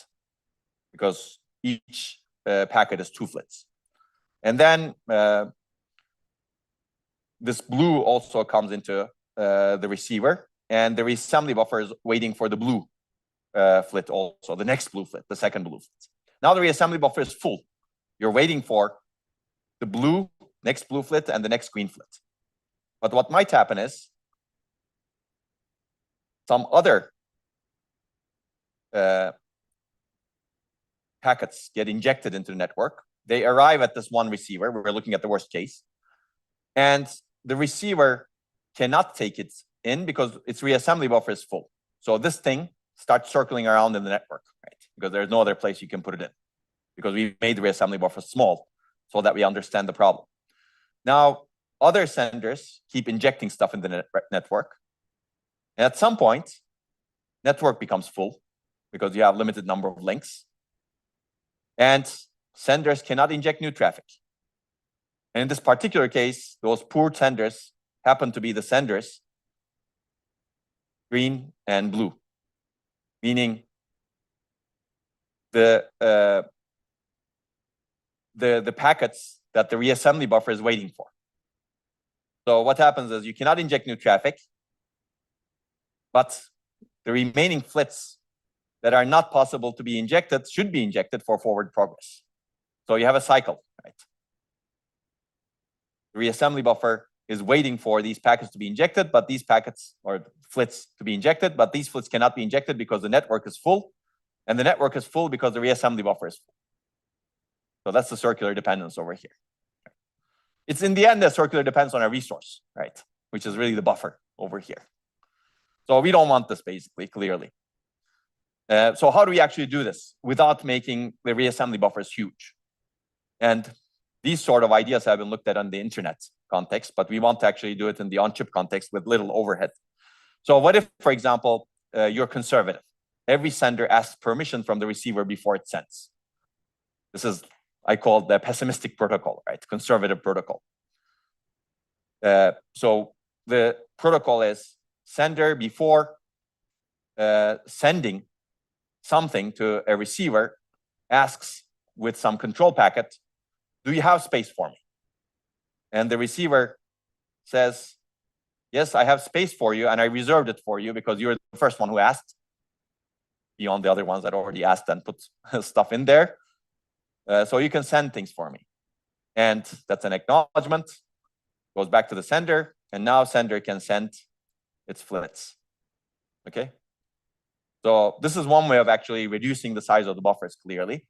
The downside is it adds additional delay to every request because you have to ask before you send the flits. So that's pessimistic. So there's another approach, which is optimistic, where the sender assumes a buffer is free. And if that assumption turns out to be not true, the receiver drops the packet and sends a negative acknowledgement to the sender, and the sender retransmits. So this protocol is, let's assume the buffer is full in this case, but sender doesn't know that, of course, and sender doesn't ask for permission. Sender basically keeps sending. Receiver drops the packet, send a negative acknowledgement, and the sender needs to send. For this to work, the sender should keep the flit that it sent in the buffers, of course, right? It cannot drop, it cannot basically scratch it after sending it because it knows that it may be dropped. That's not the case in the previous pessimistic protocol, right? Well, there are other reasons why you may want to keep it because the medium may be faulty, but this is not the reason at least. Okay. And then some other packet completes, and the sender happens to retransmit around that time, and it gets the buffer. Sounds good. And it gets an acknowledgement, and then it can free the flits over here. So this was an optimistic approach. No additional delay in the best case. That's usually the case with optimistic approaches. But you have transmit buffering overhead for all packets on the sender. And potentially you may do many retransmits because you basically try again and the buffer is still full. You try again, the buffer is still full. Especially if the receiver is congested, this could happen a lot. And as a result, you may actually have a lot of retransmit requests where the packets are retransmitted and dropped, retransmitted and dropped, retransmitted and dropped. Clearly, that's not good for congestion. It's not good for energy either. So the solution that we have is retransmit only once. And the idea is you're optimistic the first time, but that optimism, if it isn't warranted, what the receiver will do is it will acknowledge your request and it will basically send you a message when it's available, when it has a buffer. So you transmit only once. So receiver drops the packet if it's full, or the flit if it's full, and it notes which packet it drops, meaning from which sender. And when space frees up, the receiver reserves space for that packet. So retransmit is successful. So for this, the receiver needs to have a queue of packets that it dropped, and it needs to send requests for, please retransmit. And receiver notifies the sender to retransmit. So let's take a look at it pictorially. You still have retransmit buffers over here, and you're optimistic the first time. And if you get dropped, the receiver makes a note 0, request 0 came to me, and I couldn't service it because my buffer was full. And when my buffer empties out, I'm going to send a message to the sender. First, I'm going to reserve so that no one else is going to take that space. I'm going to send a message to the sender to retransmit its request. And then the sender will retransmit, and now it's guaranteed to have space. Right? So it's essentially optimistic, except when it's not. But I mean, you always send optimistically. So this is the trade-off we made in the end. Okay. So there's another interesting thing over here, which is these reassembly buffers actually can be integrated into the memory cache hierarchy. If these requests actually are coming from a cache, you can actually reuse the list of outstanding misses called miss status handling registers or miss buffers in your cache as your retransmit buffers. So there's a miss status handling register, which is an old paper that introduced the topic idea. It basically keeps the status of what this cache miss is doing, what is the address, and there's a data buffer, which could consist of essentially many flits. That's the packet you're waiting for, basically. And you can actually use these reassembly buffers to, you can actually use these miss status handling registers as reassembly buffers. You don't need to replicate to have another buffer just for reassembly, essentially. So that's the realization. That's the other realization in this paper. This way, you can actually be truly bufferless because you're integrating the cache miss buffers with the network. And I think there's a strong case for doing that sort of integration going into the future. We should not really do too much additional buffering in our systems because that causes data movement. Okay, so in the end, we replace these reassembly buffers with the miss buffers, and we have a protocol to manage them. Okay, and that's the final design. It's called ChiPer, Cheap Interconnect Partially Permuting Router. Baseline bufferless deflection router had a long critical path and large buffers for the worst case, and we eliminated that. Let's take a look at evaluation, and then we're going to take a break. Essentially, evaluation is always difficult in these cases, and we always care about the performance of real applications, right? If you look at injection rates, etc., it doesn't make a whole lot of sense because our goal is to really show that this real applications maybe don't have a lot of injection rates, high injection rates. And we look at a bunch of buffered and bufferless baselines, as you can see. And we perfect L2, which stresses the interconnect in all of these. So some of these results are actually quite pessimistic from a bufferless perspective. And we have some hardware modeling and power, etc. So this is the major results in terms of performance. So there are some multi-threaded workloads, which are not that sensitive, you can see. Whether you're bufferless, buffered, bless, or ChiPer, doesn't matter as much. This is multi-programmed workloads. So the intensity increases from left to right. This is, I think, 64 copies of MCF, which is a very intensive workload. That's why you get a lot of degradation. And this is the weighted speed up metric. So on average, we see about a 13.6% performance loss compared to buffered network. We actually lose performance compared to Bless also because Bless has some optimistic assumptions, right? It does all this first arbitration, etc. In multi-threaded, we don't lose that much. But if you look at a majority of the workloads where the injection rate is not very high, you actually lose only 3% or so, 3 to 4%. And only in extreme cases where actually a lot of workloads, there's a lot of traffic in the network, you lose a lot. Okay, we're going to try to fix that problem. So at high loads, basically bufferless has a problem. Okay, but this comes at a high power reduction, even at high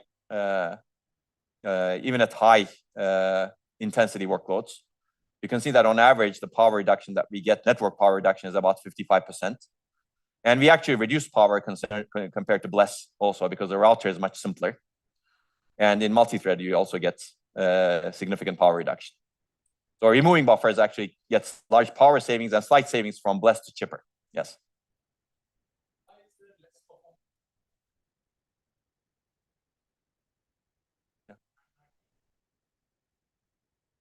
I mean, not necessarily because these it all depends on the cache miss patterns of the workloads. It turns out these workloads are not that intensive. The multi-threaded workloads, these parsec workloads that we have are not that intensive. Yeah.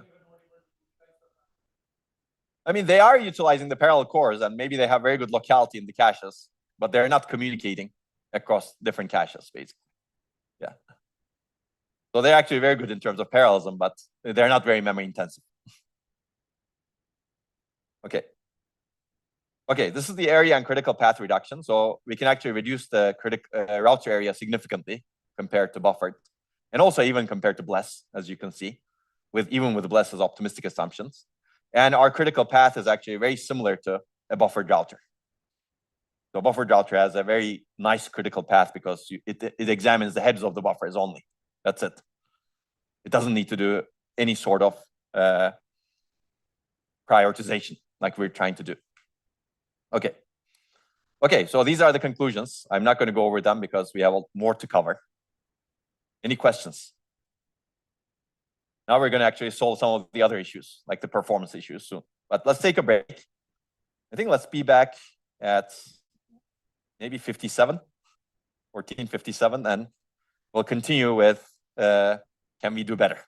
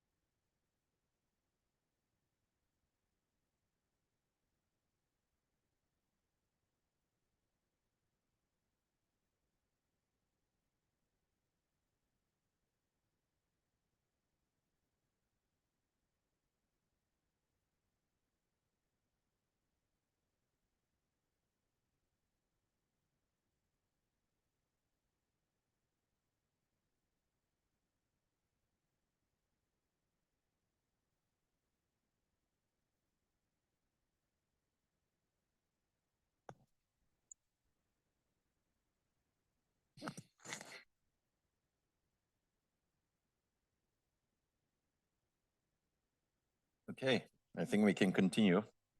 Everything okay online? Anybody checking? Nobody checking? Okay, okay. Okay, good.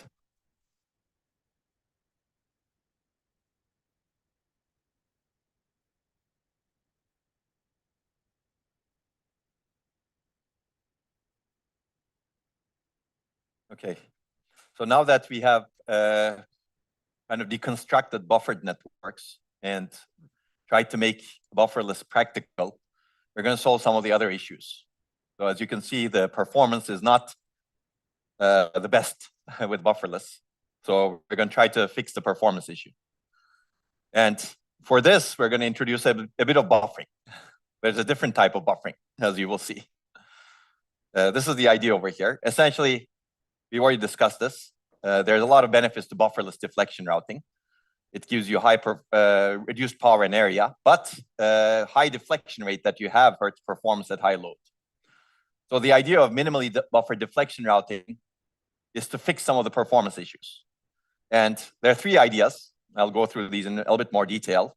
One is having a side buffer to hold only flits that would have been deflected, to give them some other chance. Basically, you have some other chance before being deflected.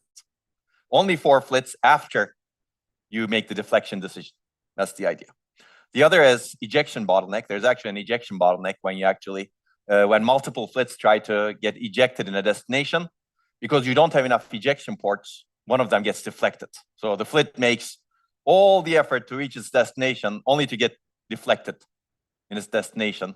And then it may actually circle around and come back, and then it can get deflected at its destination again. Right? So if you could actually suck it out of the network by having higher bandwidth when you eject a flit from the network, that helps performance.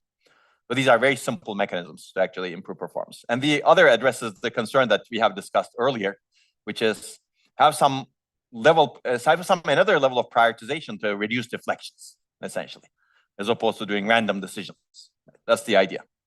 And we'll see that compared to buffered routers, we're going to get still quite high reduced power and high reduced area. And we're going to improve the performance of bufferless routers and basically close half of the performance gap between buffered and bufferless routers. Of course, it depends on how much buffers you have, but that's the idea. And this actually achieves the best energy efficiency of all evaluated designs compared to buffered, bufferless, etc., while getting competitive performance. Okay, this is the paper. Let me go over some of the things. We already discussed all of this, so I'm going to skip this. We've already discussed a lot of these. So the performance is actually, this is the work that actually addresses performance issues, one of the works. Because we've addressed the live lock and deadlock issues. And now we want to address the performance issues. So what are the performance issues? One is link contention, right? You have no buffers to hold traffic. And as a result, any link contention causes a deflection. We don't want that. Or we want to reduce the effect of that, let's say. The second is the ejection bottleneck. Only one flit can be ejected per router per cycle. And if multiple flits happen to arrive simultaneously at a destination, this causes deflection. And again, it wastes a lot of work across the network. And the last one is deflection arbitration. Basically, we want to have fast arbiters that don't deflect. Essentially, previous work actually had fast arbiters like chipper. They deflect unnecessarily sometimes. You want to reduce the unnecessary deflections. Okay, the first one, to reduce link contention, we're going to use side buffers. Here, we're going to eject up to 2 flits per cycle. And here we have a new priority scheme. In addition to golden flit, we're going to have silver flit. Golden is for correctness, silver is for performance. Okay, so let's take a look at these. So link contention, we already discussed this. So buffering actually avoids link contention, right? Or avoids deflection on contention. But input buffers are expensive. That's what we wanted to eliminate to begin with, right? So if you actually buffer everything before you actually arbitrate, you incur the expense of the buffers. And we don't want that. Basically, the idea here is to add a small buffer to a bufferless deflection router, otherwise bufferless deflection router, to buffer only flits that would have been deflected. So it's actually a buffering that you do at the output of the router.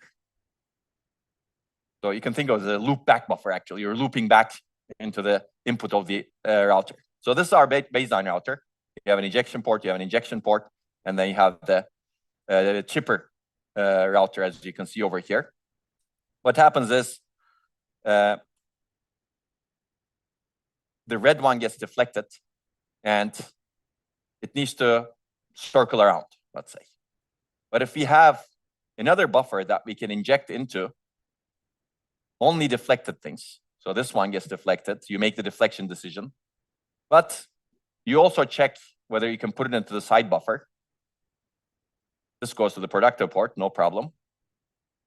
This deflected flit gets removed, and our goal is to actually make this simple, meaning we remove up to one deflected flit per cycle from the outputs. So this happens to be the one. And we buffer this flit in a small FIFO side buffer. It's a very small buffer. It's not per input port, it's per router, essentially. So it's actually relatively small. And it gets its chance, basically. So there is additional complexity, which is the side buffer and another injection port from the side buffer.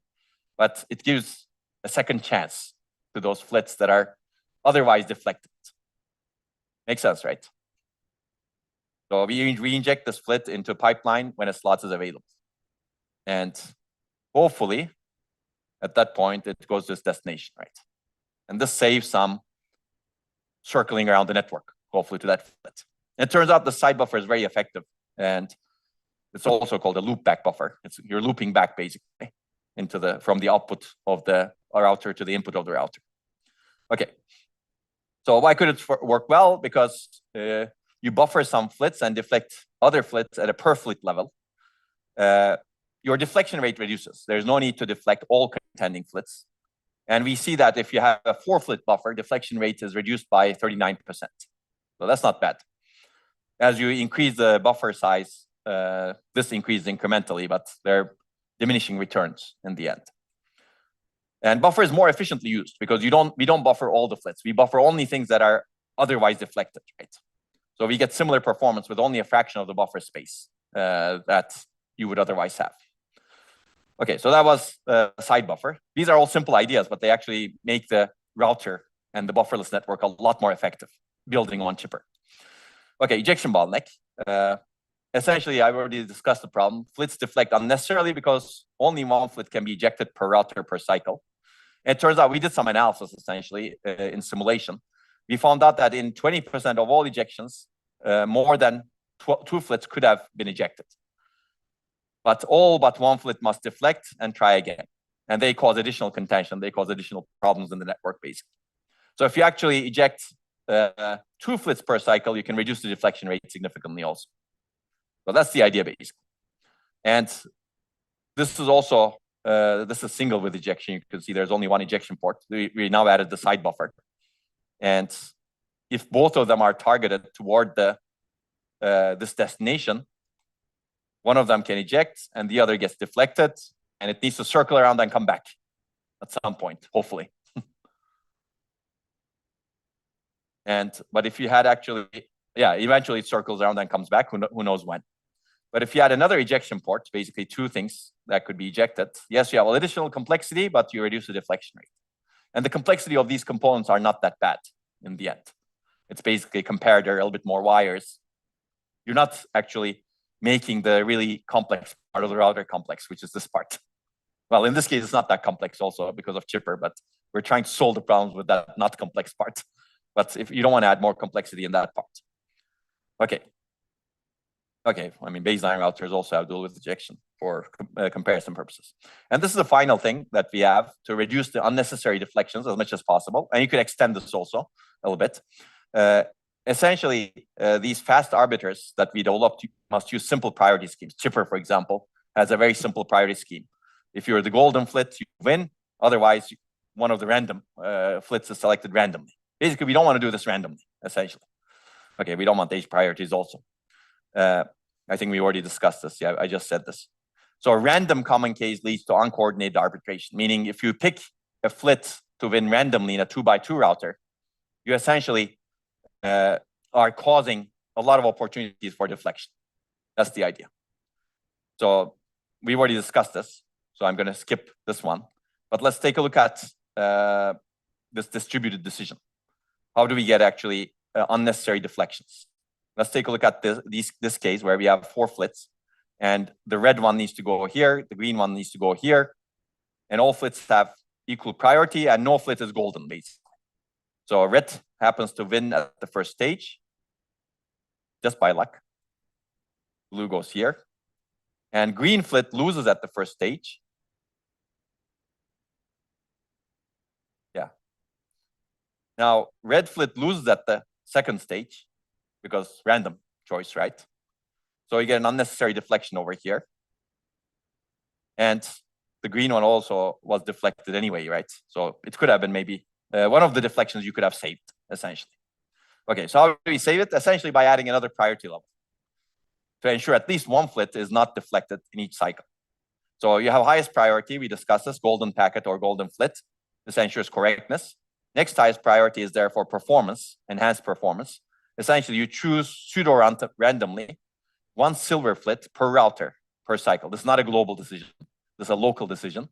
You basically have the router flips a coin and says one of the flits is silver. Right? And it basically prioritizes that. Okay, that's the idea basically. So the same situation over here. All flits have equal priority. No flit is golden. But red flit is chosen to be silver. Again, by random picking. Red flit, because it's silver, it wins arbitration because the router ensures that. Blue loses that one.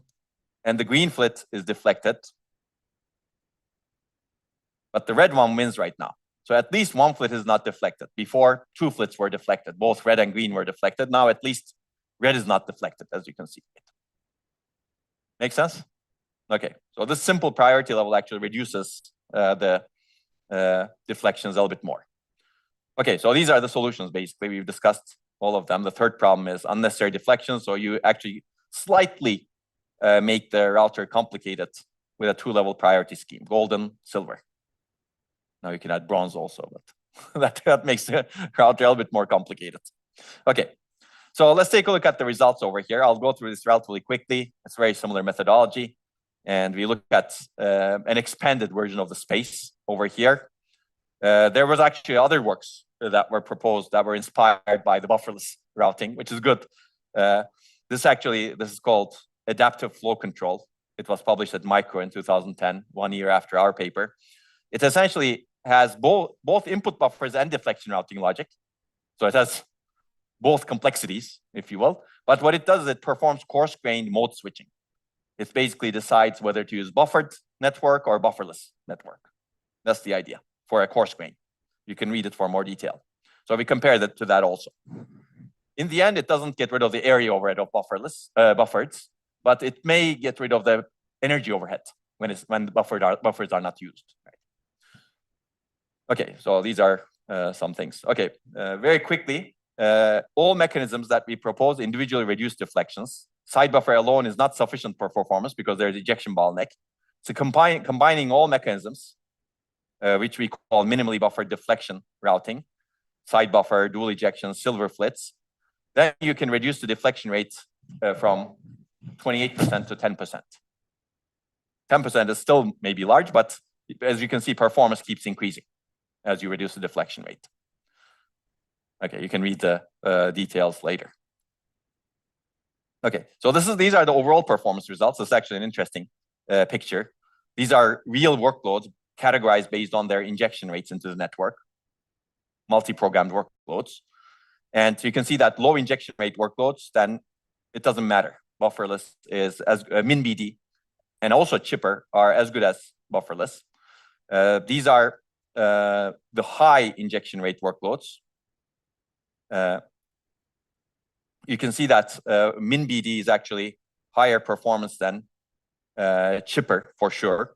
It's also higher performance than some of the buffered networks over here, where chipper is not, as you can see. So we improve performance over chippers a lot, and we actually get to the performance level of this adaptive flow control that has both buffered and bufferless networks. So on average, we can improve over chipper about 3%, let's say. At high load, you improve over chipper a lot more. So our goal was to actually improve performance especially at high load, and we kind of achieve that. But we still are not, at high injection rates, we're still not as good as heavily buffered networks, as you can see, right? So there needs to be more work. And we did some more work on throttling that buys you a little bit more, but we're not going to talk about that in detail right now. So there needs to be more work, I think, to bridge the gap even more. Okay. Nope. Okay, so you're within 3% of the medium buffered network. This is 4 means, I think, 4 flit buffers and 4 virtual channels. Okay.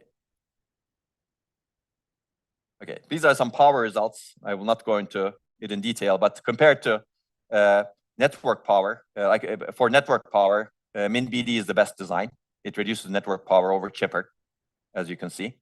And you can see that most of the power is really coming from non-buffer activities. Buffer activity is very small in MinBD as well as chipper. Okay. I'm going to skip this one also. But you can also see that we're reducing the dynamic power in MinBD compared to chipper because we're reducing the deflections. So deflections actually increase the dynamic power because packets actually or flits circulate around the network, and we can reduce that significantly compared to chipper. Okay, I'm trying to get to this other graph. Okay, this is an interesting graph because it looks at performance and network power at the same time. And this is kind of the spectrum that you have. These are different buffer choices. Buffered one's actually not a good choice because your performance is low, your power is okay, but you have very little buffers over here. On this other end, you have a lot of buffers. So your performance is high, but also power is high. So chipper actually gets you over here. MinBD gets you over here. So it's the lowest power with reasonable performance, as you can see. And this adaptive flow control is higher performance, but much higher power also. So essentially, this is more performance per power over here. In the end, this turns out to be the most energy efficient network of any evaluated network router design, at least for these workloads. Okay, these are the die area results. So compared to chipper, the die area doesn't increase that much. And compared to buffered, the die area reduces significantly. And this is the critical path. So the critical path is a bit longer, unfortunately, 7%, and 8% over buffered. The reason is now we have the silver flit, right? And silver flit, and also, I mean, everything adds up in the end. You have the silver flit, you have the additional ejection port, you have the additional injection into the side buffer. So you can optimize this a little bit more, I think. Maybe 7% can reduce, but 7% is much better than 36%. I'm in the meeting. Okay. I don't know how that happened, but maybe the critical path triggered that. Okay. So that's the basically conclusion. So this is actually a very interesting work that tries to make this even more practical. And I like this sort of work. And in the end, we basically, the key takeaway is we get almost all the benefit of bufferless routers while reducing the performance gap between buffered and bufferless to half of what was there before. The question is, can you reduce even more? In terms of energy efficiency, actually, bufferless routers are quite good. On average across all workloads. Maybe not in all, it's not true for every single workload, of course, but being more energy efficient in every single workload with a given mechanism is very difficult. You need to start customizing for the workload if you want to do that. And we've done no customization. These are all general purpose networks, as you can see, right? But customization for the workload is actually a very good direction also for interconnects. Okay, that's the paper. The question is always, can we do better, right? And we're running out of ideas over here, but we've looked at some other ideas. And I will not go through this in detail, but this is essentially throttling. One of the issues with any network, not just bufferless, but buffered, is if you have network oversubscribed, if you're in the load latency curve, for example, and if you're in a bad part of the load latency curve, it's better to go down in the injection rate, meaning throttle back, so that you relieve the network a little bit so that your latencies reduce. Right? That's the idea, basically. Throttling enables you to go from a very bad injection rate to an okay injection rate that reduces the latencies such that the latencies don't shoot up. Right? That's the idea over here. And the idea can be used for bufferless as well as buffered. And in this case, what we did was more application aware. And our realization was very similar to some of the other realizations that we did in the memory controllers, if you remember. Applications may be more sensitive or less sensitive to network latency. And if we can identify their sensitivity, we can throttle them differently when they inject packets into the network.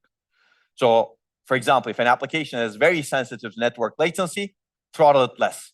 If an application is not sensitive to memory latency and network latency and it keeps injecting a lot, then throttle it more, right? That's the idea, basically.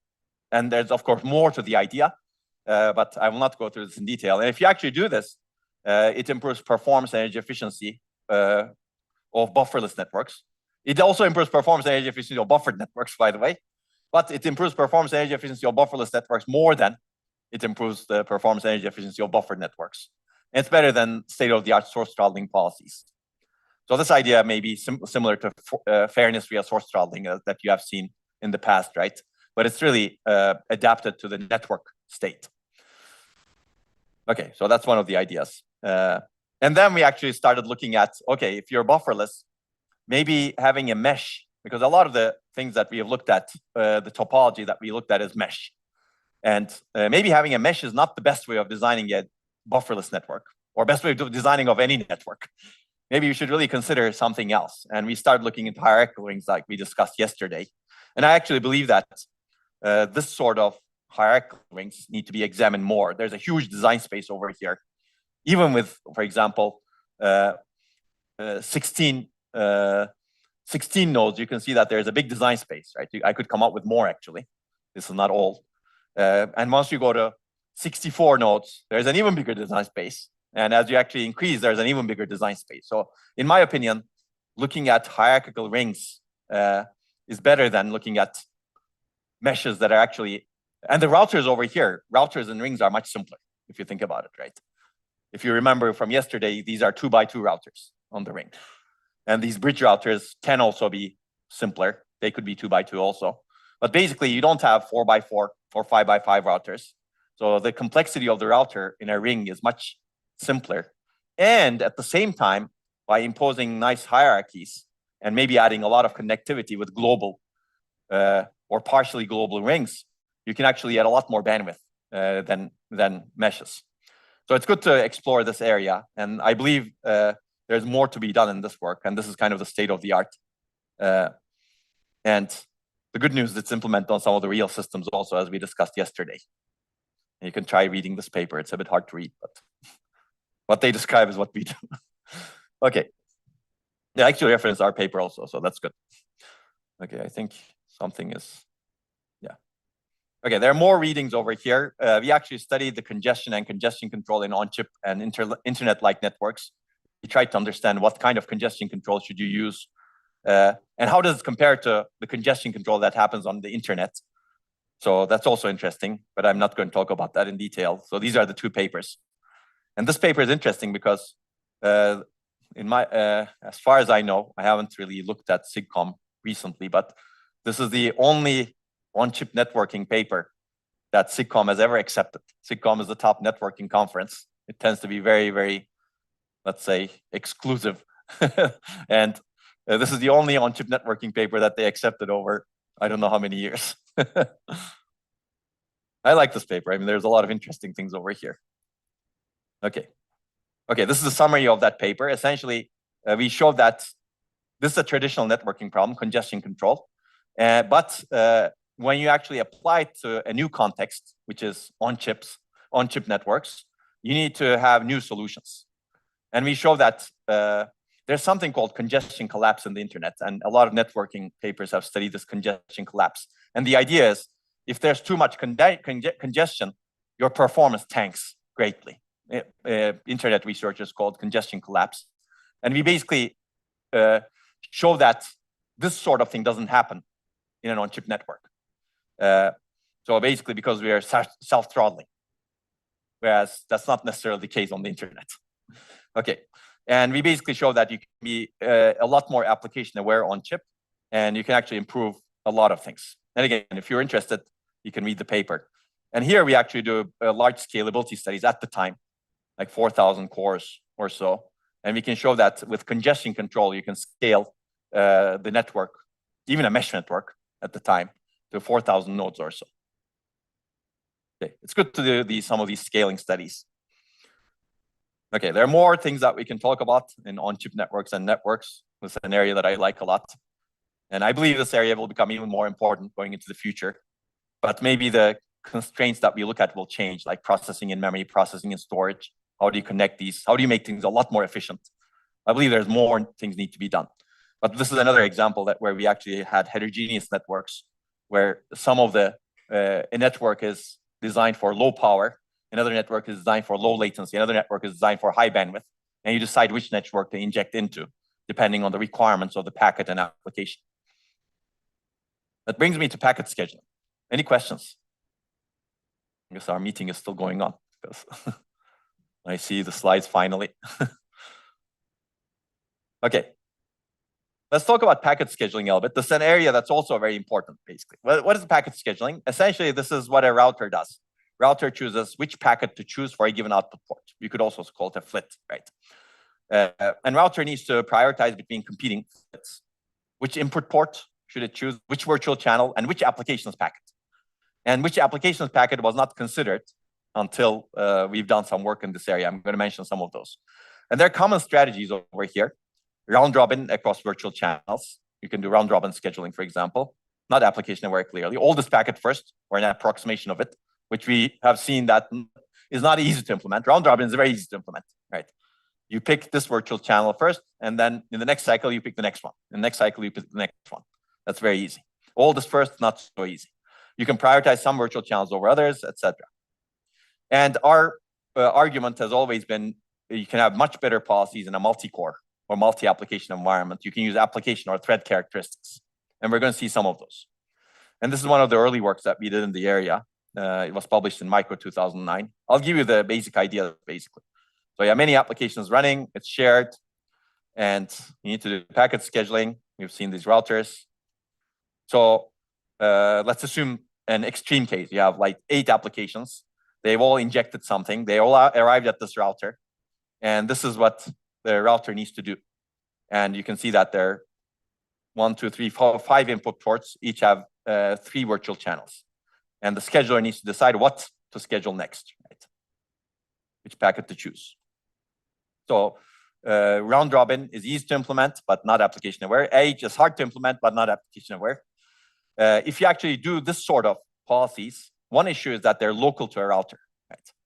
And this is actually an important issue when you think about networks. So if you remember the deflection as a distributed decision in Chipper, we made local decisions to each 2x2 router.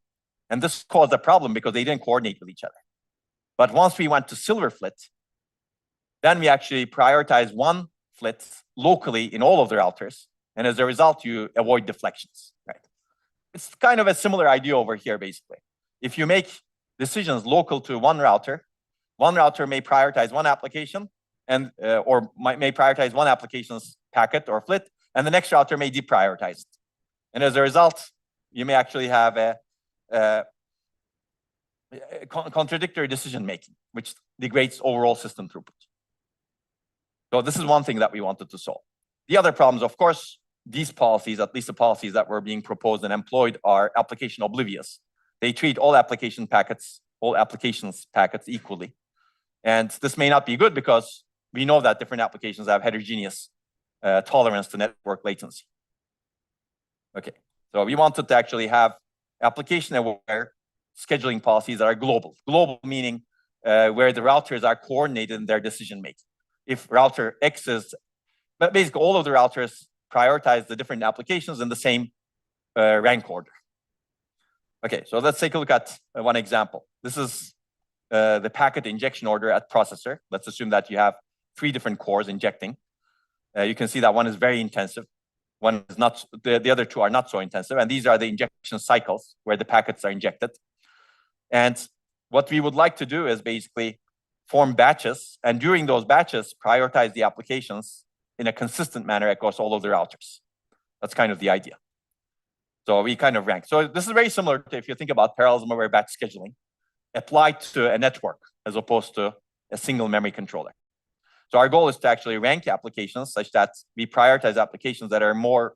So if you actually prioritize this green core over the red core, the green core can make a lot of progress, right? Whereas the red core has a lot of things to inject anyway. And if you prioritize the red core over the green core in a router, the green core will get delayed significantly. Right? That's the idea. So we need to form a ranking order. And that's kind of the mechanism that we're going to propose. You batch the requests, you form a ranking order, you obey the ranking during those batches. Let's take a look at the scheduling example. Let's assume that all of these packets arrived at the same router somehow. If you do round-robin scheduling across the virtual channels, this is what you would get in terms of the timeline of servicing of the requests in that router, right? You can see that the green application, which has only one request, got delayed for 8 cycles. The blue one, 6 cycles, and the red one, 11 cycles. If you magically do age-based scheduling, you sort things by age. These are the numbers, actually, the age of the packets, injection time. This is what you would get. It happens to be, in this particular case, a little bit better. But if you actually do what we propose, ranking of applications based on their tolerance or their intensity level, this is what you would get. You would prioritize the less intensive applications. And as a result, they could make more progress. And in this particular case, you get a lot of benefit because the red one happens to be scheduled all the time at the very last. Okay, that's the idea, basically. The idea is to be application aware and prioritize the applications that would benefit from prioritization more. Okay. And there's more detail in the paper, how you implement this, etc., because the routers need to be coordinated for this, and you can actually do that. There needs to be some global coordination mechanism that gets updated once in a while. That's the downside of this sort of approach, but you can do it. So the benefits are significant. Okay. Any other question? Or any question on this? So we're going to explore some other concepts. And this is a concept that's very general. And I like this concept a lot, which is, okay, we looked at applications. Applications have different tolerance. But packets also have different tolerance to latency. Meaning some packets you can delay without affecting performance. And I'm going to show you the reason, because their latency is hidden by some other packet that was sent by the application that's going to take much longer anyway. That's the idea. And this is the concept of slack, meaning with every request that's in the network, you have some value called slack. Slack means how long you can delay the packet without affecting performance. For some packets, that value is 0. You cannot delay it.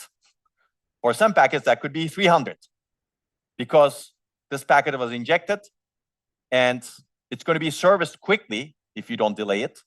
But that quick servicing is not going to help your performance because there's some other packet that's out there that the application is waiting for that's going to take 300 cycles anyway. So that's the idea, basically.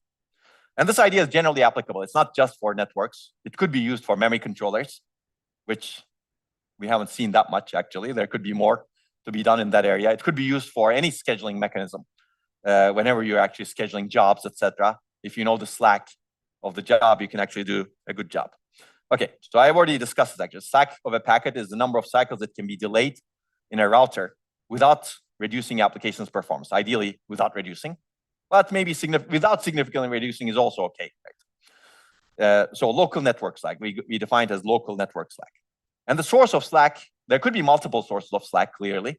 But it could be the distance of requests. It could be memory level parallelism because you're generating a lot of requests. Some of them are short meaning some of them need to traverse a small distance, some of them need to traverse a longer distance.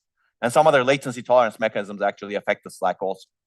Essentially, the latency of an application's packet is hidden from the application for some slack, of course, due to overlap with latency of other requests or other long latency operations. Right?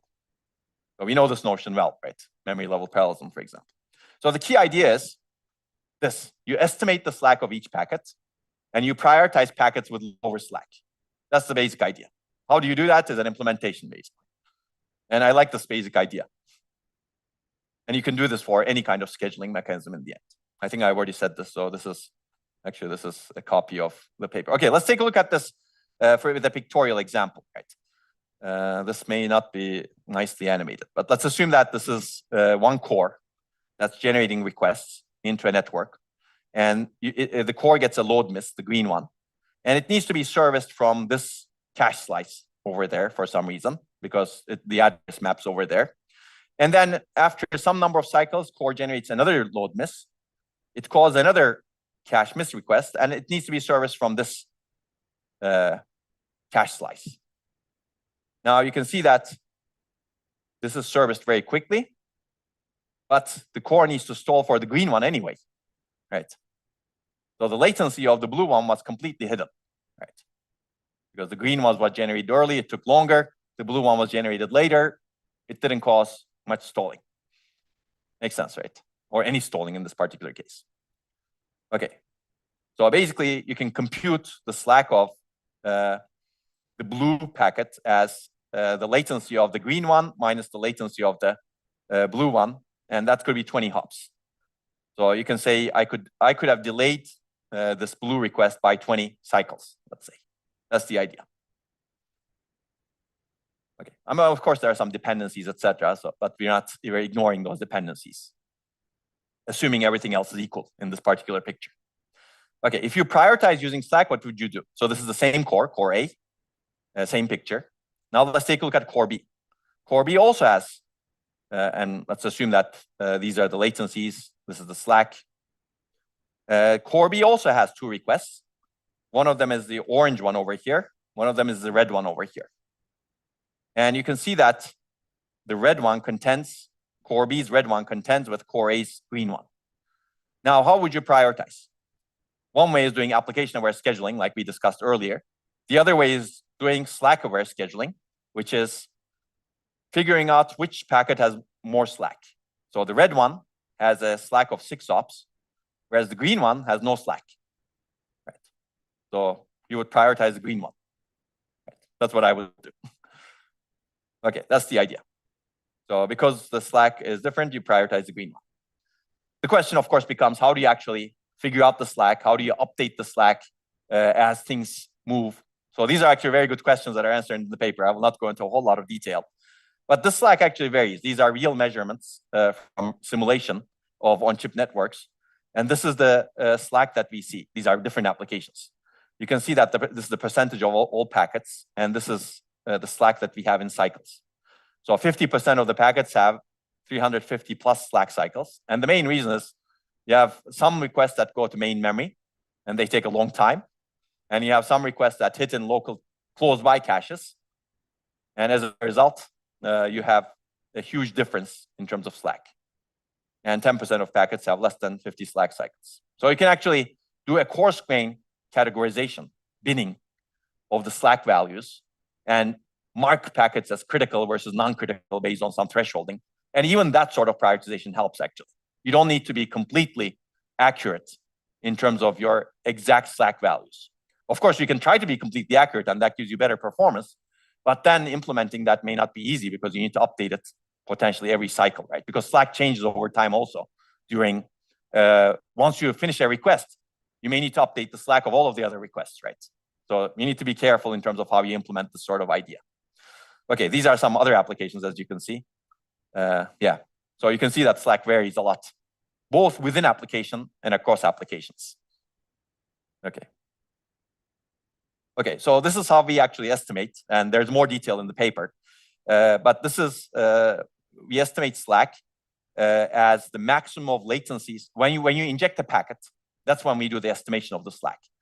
And the slack of the packet is estimated as maximum of all the latencies of P's predecessors who have not been serviced yet, minus the expected latency of P.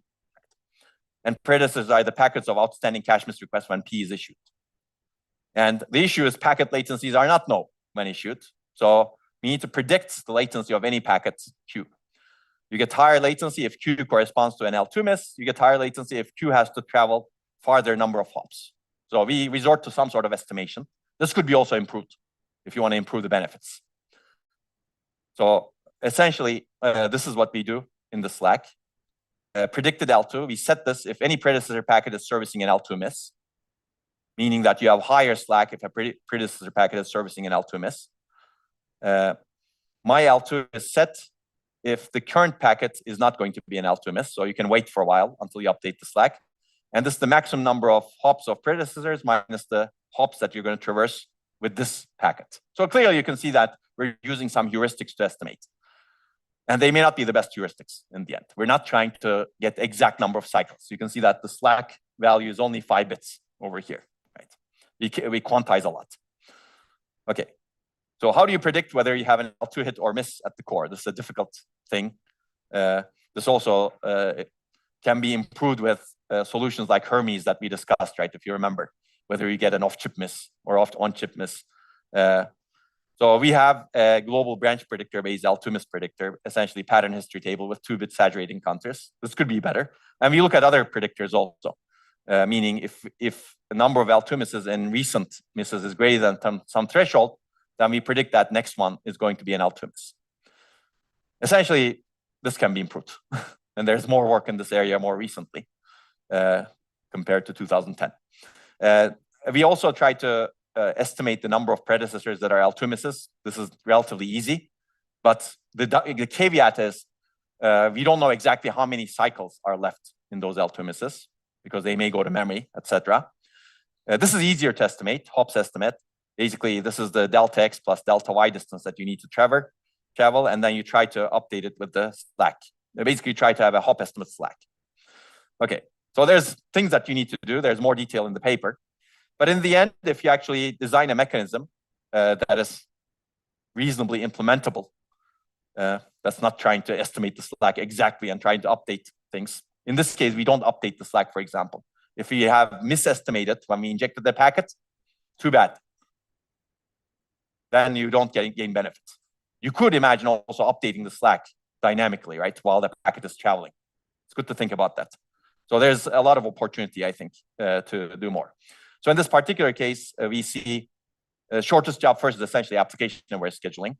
And we combine application-aware scheduling with the slack-aware scheduling with some prioritization mechanism. So if you actually do combination, you get the best performance improvements. So ideally, you would like to be both application-aware, meaning you would like to distinguish between applications, and you would like to distinguish between the slack of different packets. So being both application-aware and slack-aware actually is better than being either application-aware or slack-aware. And certainly, all of them are better than not being aware of either of the properties. Okay. So we also look at unfairness issues, and you can find more information in the paper. But shortest job first is usually bad for fairness. It turns out being slack-aware is better for fairness. You know, if you actually are application-aware and you prioritize applications that that benefit from the network more, you become more unfair.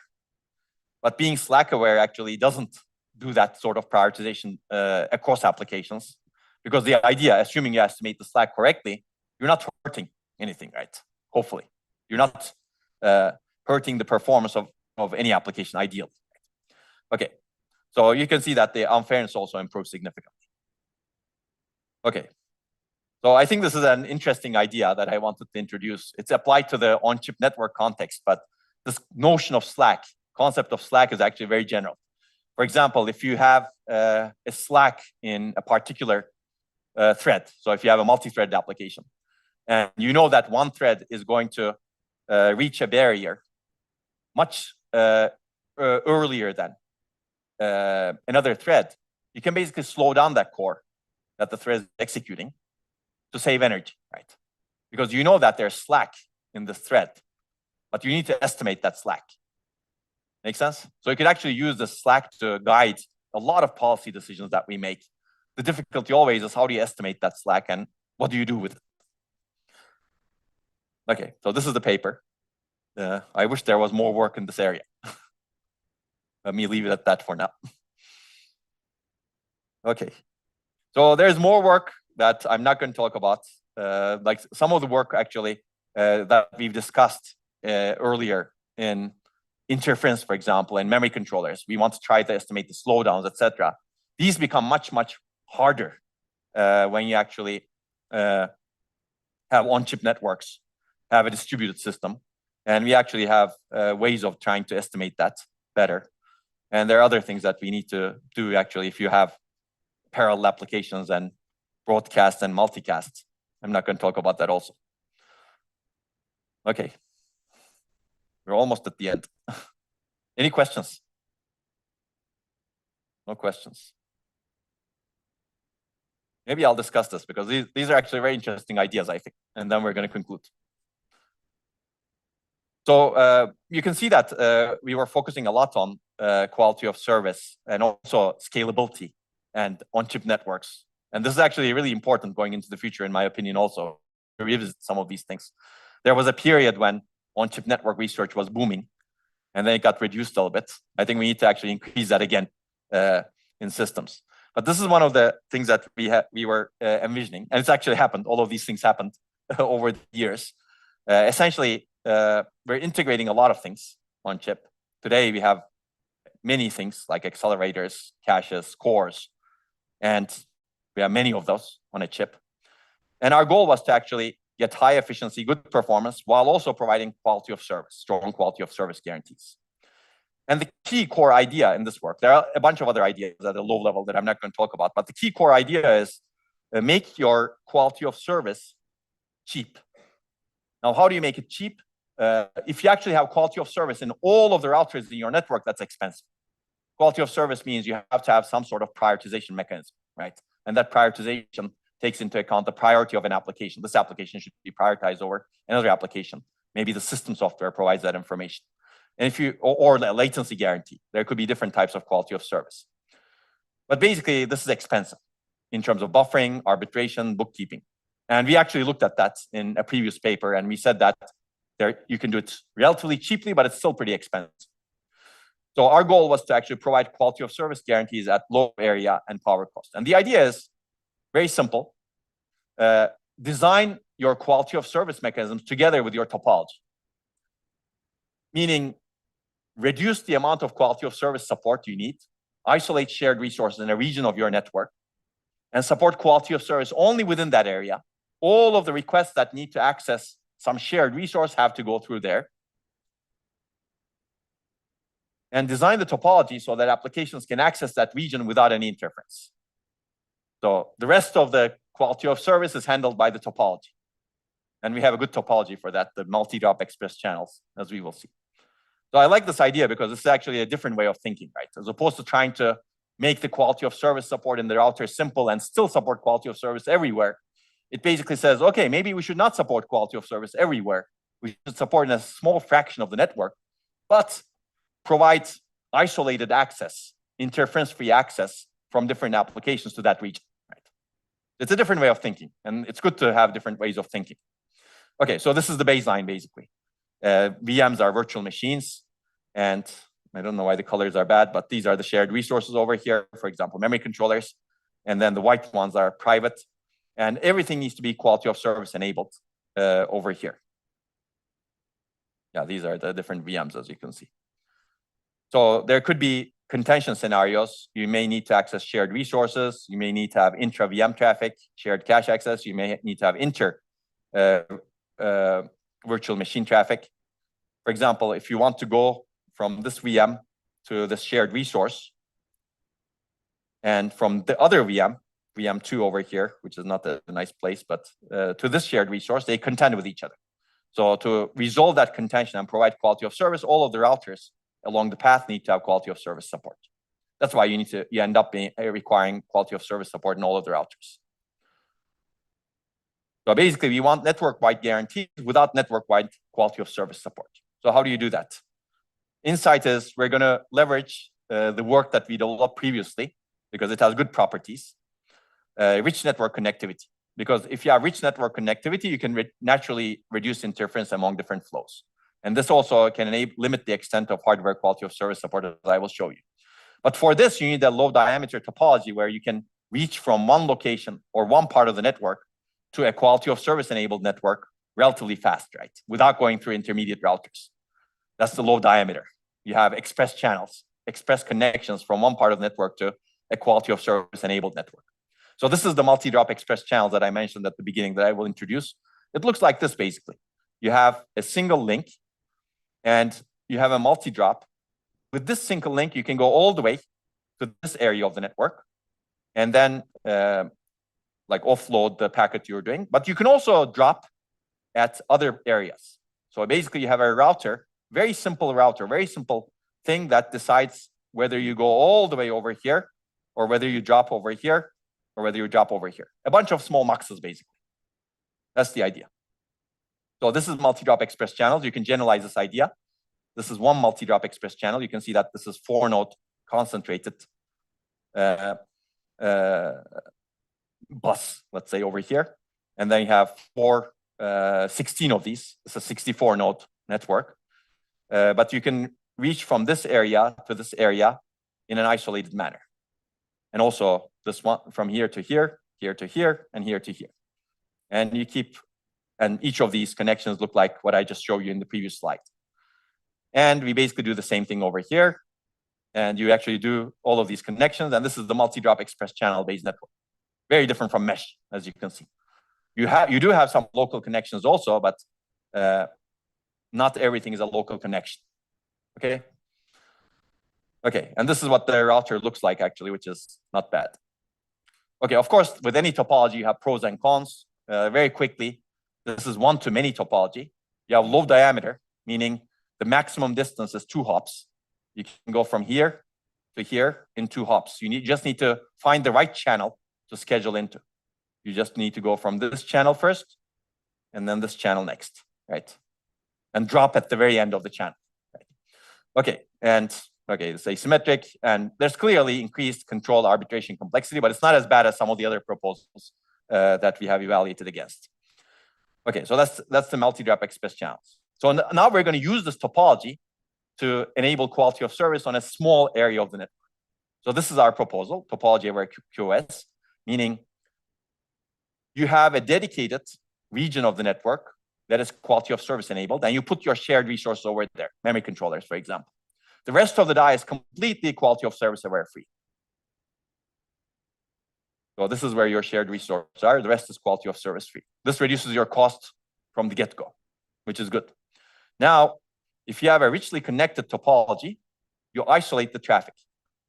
For example, this VM can reach this quality of service aware region without being interfered by anything over here. This VM can also do that because of the richly connected low diameter topology. Now, if this VM wants to, assuming that the operating system mapped this VM to these cores and then also to these cores, if these cores want to communicate with these cores, you don't do this because you don't have quality of service support. You're going through some other VM's region because you can contend. We're not going to do that. We're basically going to go through this quality of service aware region. So VM contiguous regions that are allocated to a VM can communicate internally like this. But if a virtual machine is not contiguous in the cores that are allocated to it, you basically go through the shared region so that you get quality of service. Hopefully this makes sense. And what's really enables this is really the low diameter, richly connected topology that enables isolated access to this region. Okay, so there are a lot of optimizations that we do on top of this, which I'm not going to talk about. But in the end, we show that this sort of mechanism, we call it KiloNoC in the end, is much more area efficient compared to providing quality of service support in every router. And these are some other mechanisms that I'm not going to talk about. And it's also significantly energy efficient. And if you're interested, there's a load latency curves also. Okay, I think I've said everything that I wanted to say in KiloNoC. That brings me to the end. I think I introduced a lot of ideas. There's a lot of interesting ideas over here. There's more need for ideas, as I said, as technology evolves and changes. So hopefully you guys are interested in doing some work in this area, because I think we definitely need more system level approach. So if you think about this course, we've looked at memory, we've looked at parallelism, multiprocessors, and we've looked at networks. All of these components are important in the end. I mean, memory is really, really important, clearly, as we have discussed. But memory cannot work without a nice network, without good interconnects. And in the end, you need to really design the system overall. You cannot just design good memory and hope that it works. Clearly, you cannot design good processors and hope that it works because it's not been working for a long time. In the end, you really need to co-design a lot of these approaches. And some of these ideas, I think, co-design, for example, the Slack. Slack is really a concept, at least the way we described it over here. It's really a concept that encompasses a system, right? It's really about how much latency is exposed to a processor. But that latency comes from memory, communication, and how the data is mapped. So if you really want to do that sort of system level optimization, you really need to understand all of these components and how they interact.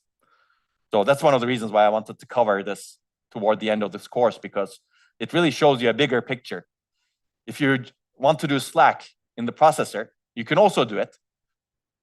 But if you ignore what's happening on the network, your Slack estimations may be completely incorrect, right?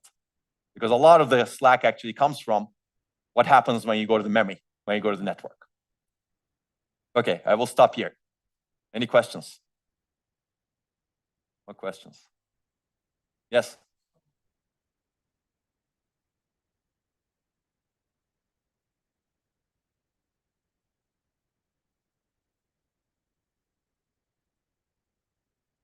Mm-hmm. Mm-hmm.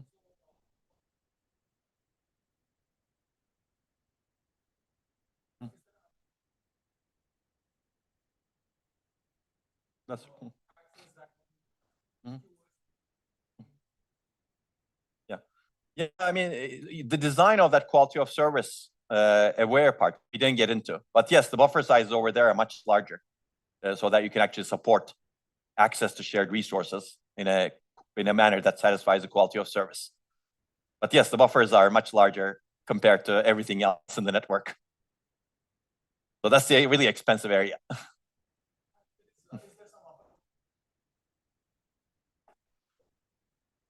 Yeah. I mean, the upper bound is basically whenever your performance saturates, right? So it's an empirical upper bound, I would say, because it really depends on. Also, it really depends on what kind of shared resources you have over there, how much, how your applications access those shared resources, how much injection rate that you have. So yes, there's an upper bound in the end, but that's something that we have not quantified. Yes.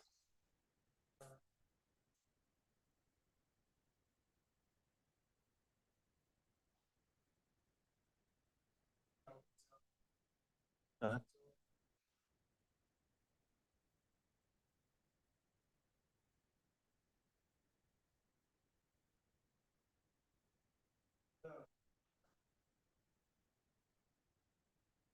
You're talking about the reassembly buffers at the destination. I mean, you may still inject.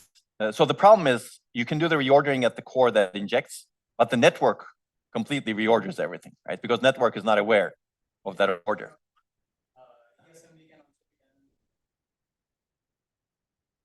Oh, okay. Yeah, I mean, that's kind of what we eventually got to with MIST buffers, right? If you actually use the MIST status handling registers, you're doing it inside the core.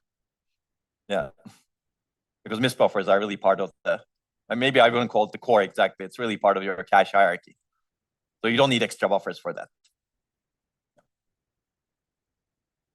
Okay, any other questions? Otherwise, I'll leave you free for the weekend. Enjoy your weekend and prepare for the exam, but don't sweat. It's only a small fraction of the course. If you're not a great exam taker, it's okay. We have a lot of other approaches where you can gain credit in this course. Hopefully you guys know that by now, but yeah, but best of luck in the exam regardless. And we have discussion sessions online, as you can see. You can study for the exam that way if you want. We have a lot of material and a lot of old exams also. I don't think the questions will be. Okay, I don't want to claim that necessarily because it depends on how much you study also, but questions will not be that hard, let's say, compared to old exams. Okay, so I'll see you next week. Enjoy your weekend. And hopefully I'll see some of you at the Safari conference.